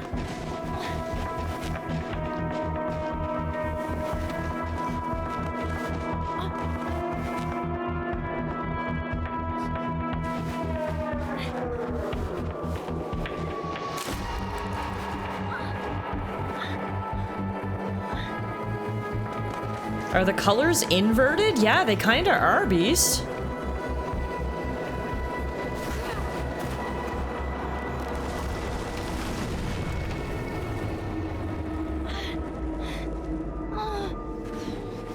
Damn it!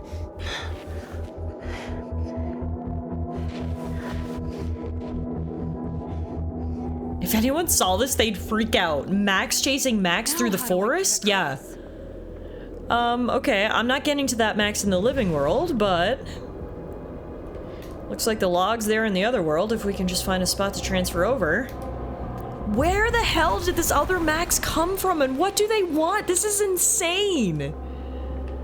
Okay, go, go, go, go, go. Thank you for the clip, Bronny. Tallara panic.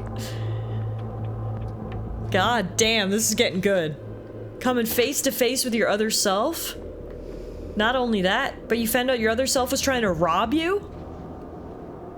No doorways to the other world on this side of the log. I need to find a way to track her from this timeline. That's fine, we can peer in. She's leaving footprints, we're good.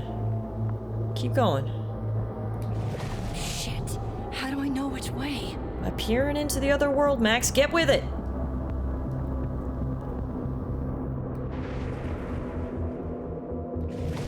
I bet this third Max is the one who kissed both Vin and Amanda. She made bad choices and now she's taking it out on me. Okay, wait, are we going to the Overlook? Where does this lead?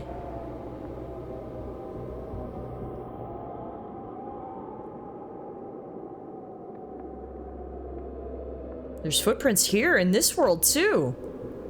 There's someone here? Hope I haven't lost her. If that's the case, do we call this Alt Max Slut Max? Only the one true Giga Max gets to kiss everyone.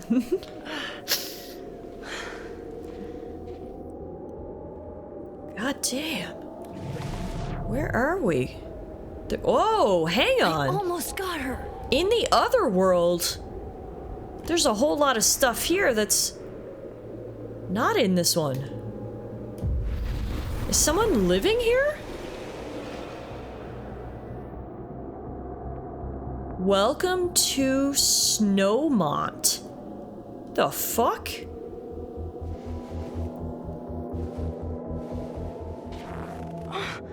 What the? She's hurt. You can catch up to her now, Max. Look, she can't even run. Stop! For fuck's sake, just stop! All right, You caught me. Now what? Now what? Where did you come from? Where did you even come from? Are you from the future? Is this what's been going on with you? That you've completely lost the plot? I don't understand. Why were you in my house? What are you looking for? What are you looking for?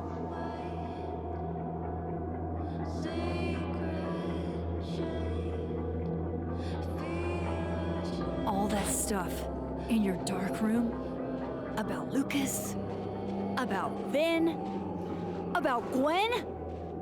Shit you have no reason to know. Why is this other me an asshole? I guess it just goes along with the history of evil doppelgangers. All the doppelgangers we've heard about so far are always doing bad stuff. And I guess, that checks out, because it looks like this one's doing bad stuff too. Don't you care about any of it? Wait, what? But you know too. You care too. Don't we want the same thing? Absolutely fucking not. This must be the Max that shot Safi. Stop. Please. We can't touch each other. I've seen what happens. Please, trust me. Trust you? Go fuck yourself, Max. What? Why does this Max suck? Uh-oh. No, wait, it didn't happen. We didn't cancel each other out. We didn't Thanos snap each other. One of us might fall through that ice. Oh, fuck. We were wearing green with yellow gloves when we shot Safi. Good catch, Beast.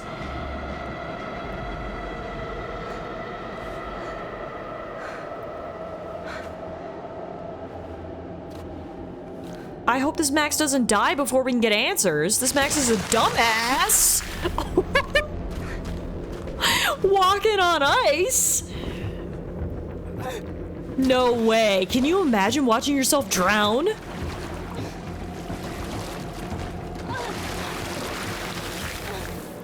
Turns out we can touch ourselves though. That's what she said. We didn't freak out. So what the hell's happening? You might want to move.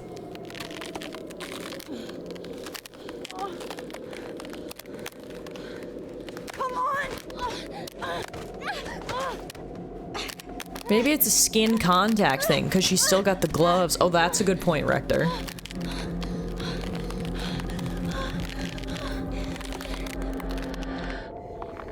Oh, fuck. Time to use the big magic.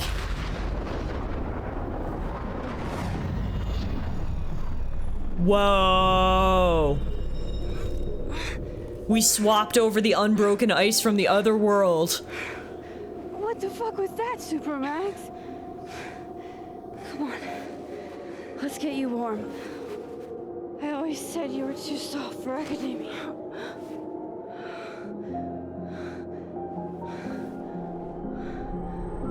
Whoa! The fuck?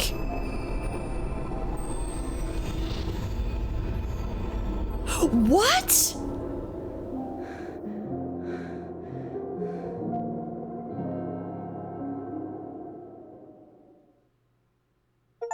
Bro. That's where we're gonna end. That's where we're gonna end. Rector says, I could not be more lost, and, I can't disagree with you. What the hell just happened? So Safi shot Safi?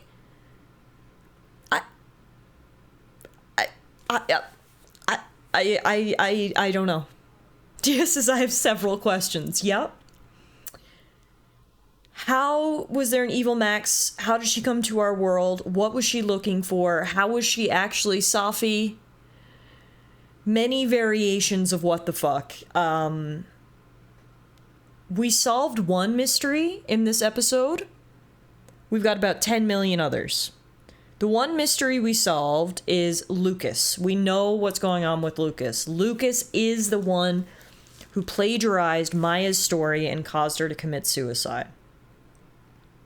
That's about the only thing we have definitive answers to. Oh, and we have a definitive answer that Vin is the one who threw the skull through Safi's windshield.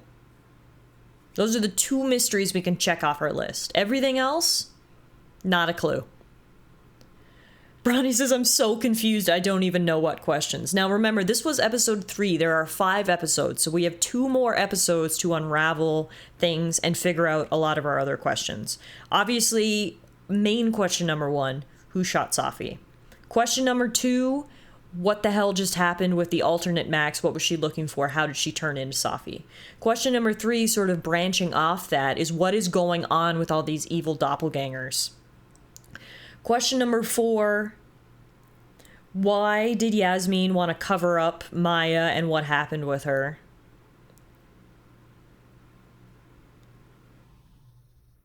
Question number, yeah, I mean, those are the main questions. Then we've got, some of the other questions have been answered too. I guess, well, this one's been partially answered. We know why Gwen got Safi's book deal canceled, but we don't know why. Why was she trying to cover up? She says it's because she didn't want to cause any more pain.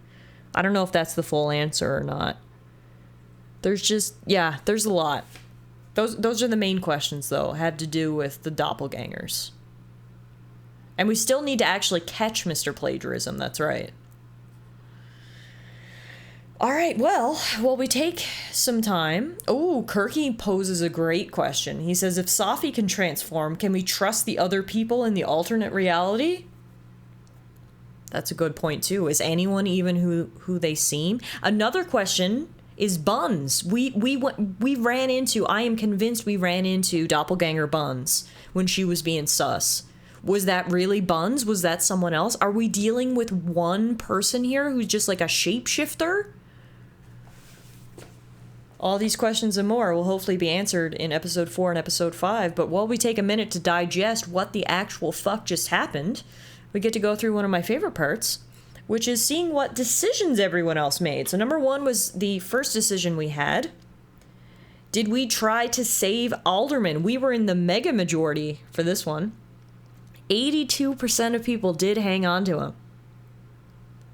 Moses is relieved that we are safe. Second question. Did we call out Living World Yasmin's lie or go with it? We were again in the mega majority. 75% of people went with it, and Yasmin trusts us as an ally, which I think is very important. I think that's an important decision we made right there. We didn't get any answers on why she was lying. I don't know that we would have gotten them if we had called her out, but at the very least, she trusts us, and we might be able to use that in the future. Question number 3, did we kiss Living World Amanda? The mega majority made the right decision. 71% of us went full face first into the buns and kissed her. Amanda is thrilled with the kiss, but she wants to take it slow. Fine, fine. We'll respect your wishes.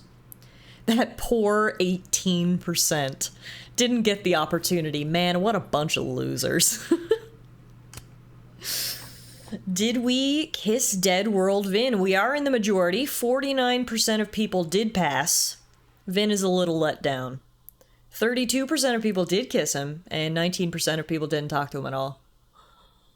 71% went full on into the bakery and stuffed their face with buns. Vin has L-Riz. He was shot down 50% of the time. And more than that, because 20% of people didn't even talk to him. So he was shot down 70% of the time. All right, so those were the major decisions. It was, did we try to save Alderman? How did we deal with Yasmin? And who did we smooch? These are the minor decisions. Moses's anime phrase. Us and 92% of people got it right. We got Moses's anime phrase correct. Congrats. Promise Moses. 86% of people also promised Moses she would tell Safi to stay safe. That seemed like a no-brainer to me. Apparently, 45% of people mixed up their Lorettas. I didn't mix up no Lorettas. We could alter student grades again. We didn't do that. I'm not here for that. We left Phone Guy's grade alone, as well as 66% of other people. Oh, apparently there was a whole thing about the phone project again. There was something in the last episode that I missed. Apparently I missed it again, but so did many people. 73% of people did not talk to the future or hear from the past at the phone art project. So that makes me feel a little better, but I just can't believe I've missed stuff about this phone art project 2 episodes in a row. Okay, in terms of giving Vin a secret, 41% of people told Vin that Lucas wanted a restraining order against Sophie, but apparently the majority actually told Vin that she knew about him and Sophie's relationship. We were in the majority when it came to feeding Diamond info. Max told Diamond that Vin said Maya had mental health problems. We were in the minority with the drink of choice. Only 37% of people ordered something sweet from Amanda. Bronny says 1% of people are probably in AA and did not order a drink. We did take a moment to reflect at the snapping turtle, which was the majority. 58% of people were feeling sentimental in this episode. The smash or pass statistics were all over the place. We were in the majority. We said that we would smash one of our colleagues. 30% of people said they would smash one of their colleagues. 25% of people said they would smash some of their colleagues. Only 2% of people said they would smash all of her colleagues. 23% of people passed on all of their colleagues. And 20% of people did not play Smash or Pass. They missed out. 20% of people missed out. I love how only 2% of people said they would smash all of them. Which, I mean, makes sense. Remember, to get that answer, you would have had to say yes to Moses, Lucas, Gwen, and Vin. There's a lot of questionable decisions on there. I bet the 30% of people were like me and picked Gwen and passed on the others. Revenge Horse Concert. Wow, we were in the majority here. Grease Trap perished while crowd surfing. That's an iconic line right there. Only 18% of the time did Grease Trap survive her crowd surfing adventure. R.I.P. Grease Trap. Last but not least, Intruder Alert. This is an interesting one. Only 2% of people found the intruder using only her powers. 76% of people found the intruder using only clues. And the part that we were in was 22% of people found the intruder using powers and clues. I'm not gonna lie, I'm not sure what was considered power and what was considered clue, to be honest with you. So I don't... That one's a little confusing, but... Anyway, there you have it, folks. That was episode 3 of Life is Strange Double Exposure. We got a couple of answers, but we got a lot more questions. Clearly, this is a lot more complicated than student gets shot up on the Overlook murder mystery. We've got multiple timelines, we've got doppelgangers, we've got evil people, we've got people who aren't who they seem to be, we've got a lot of prior drama and conspiracies. There's a lot going on. But yet again, I had a fantastic time wading through this mess with you. So thank you all so much for being here for another Strange Saturday. That was episode 3, which means next up will be episode 4. Now, unfortunately, there will not be a Strange Saturday next Saturday. No stream next Saturday. So Strange Saturday will return in 2 weeks. That means you've got 2 weeks to digest everything that just happened. 2 weeks to think of all your conspiracy theories. 2 weeks to reflect, digest, and get ready for episode 4. So hopefully I will see you guys back here 2 Saturdays from now for our next Strange Saturday. You've also got 2 weeks to forget about it all, but see, you won't, because if y'all need to be refreshed on today's episode, if y'all need to watch episode 1 or episode 2, you can actually catch all of that over on the YouTube channel. There it is, TS beat me to it. Head on over to the YouTube channel. You can get all caught up on our playthrough so far. Episodes 1 and 2 are up there. Episode 3 will probably be up tomorrow. Bouncy Bunny, thank you for the follow, by the way. Welcome. So now you've got 2 whole weeks to get caught up. So if y'all come in here on our next Strange Saturday and you're not caught up, there's no excuse, all right? You've got lots of time to get caught up. We will be back again on Monday, however, for Poke Monday. That's right, right now we're doing 2 streams a week. We're doing Strange Saturdays and Poke Mondays. On Poke Monday, we are doing the Apple Pie Nuzlocke run, which will continue on Monday. So hopefully I'll see you guys on Monday for Poke Monday, or in 2 weeks for Strange Saturday, or, you know, at some point in the future. But regardless, I want to say thank you all so much for being here. I'm really, really enjoying streaming this game with you all, and it's a great game, but it wouldn't be as fun if it wasn't an experience that I could share with you guys. So thank you so much for being here, truly. I truly appreciate it. I hope you enjoy the rest of your Saturday. I hope you enjoy the rest of your weekend. Take care of yourself. Stay safe. Have fun. And I will see you guys back here again soon. Night, everyone.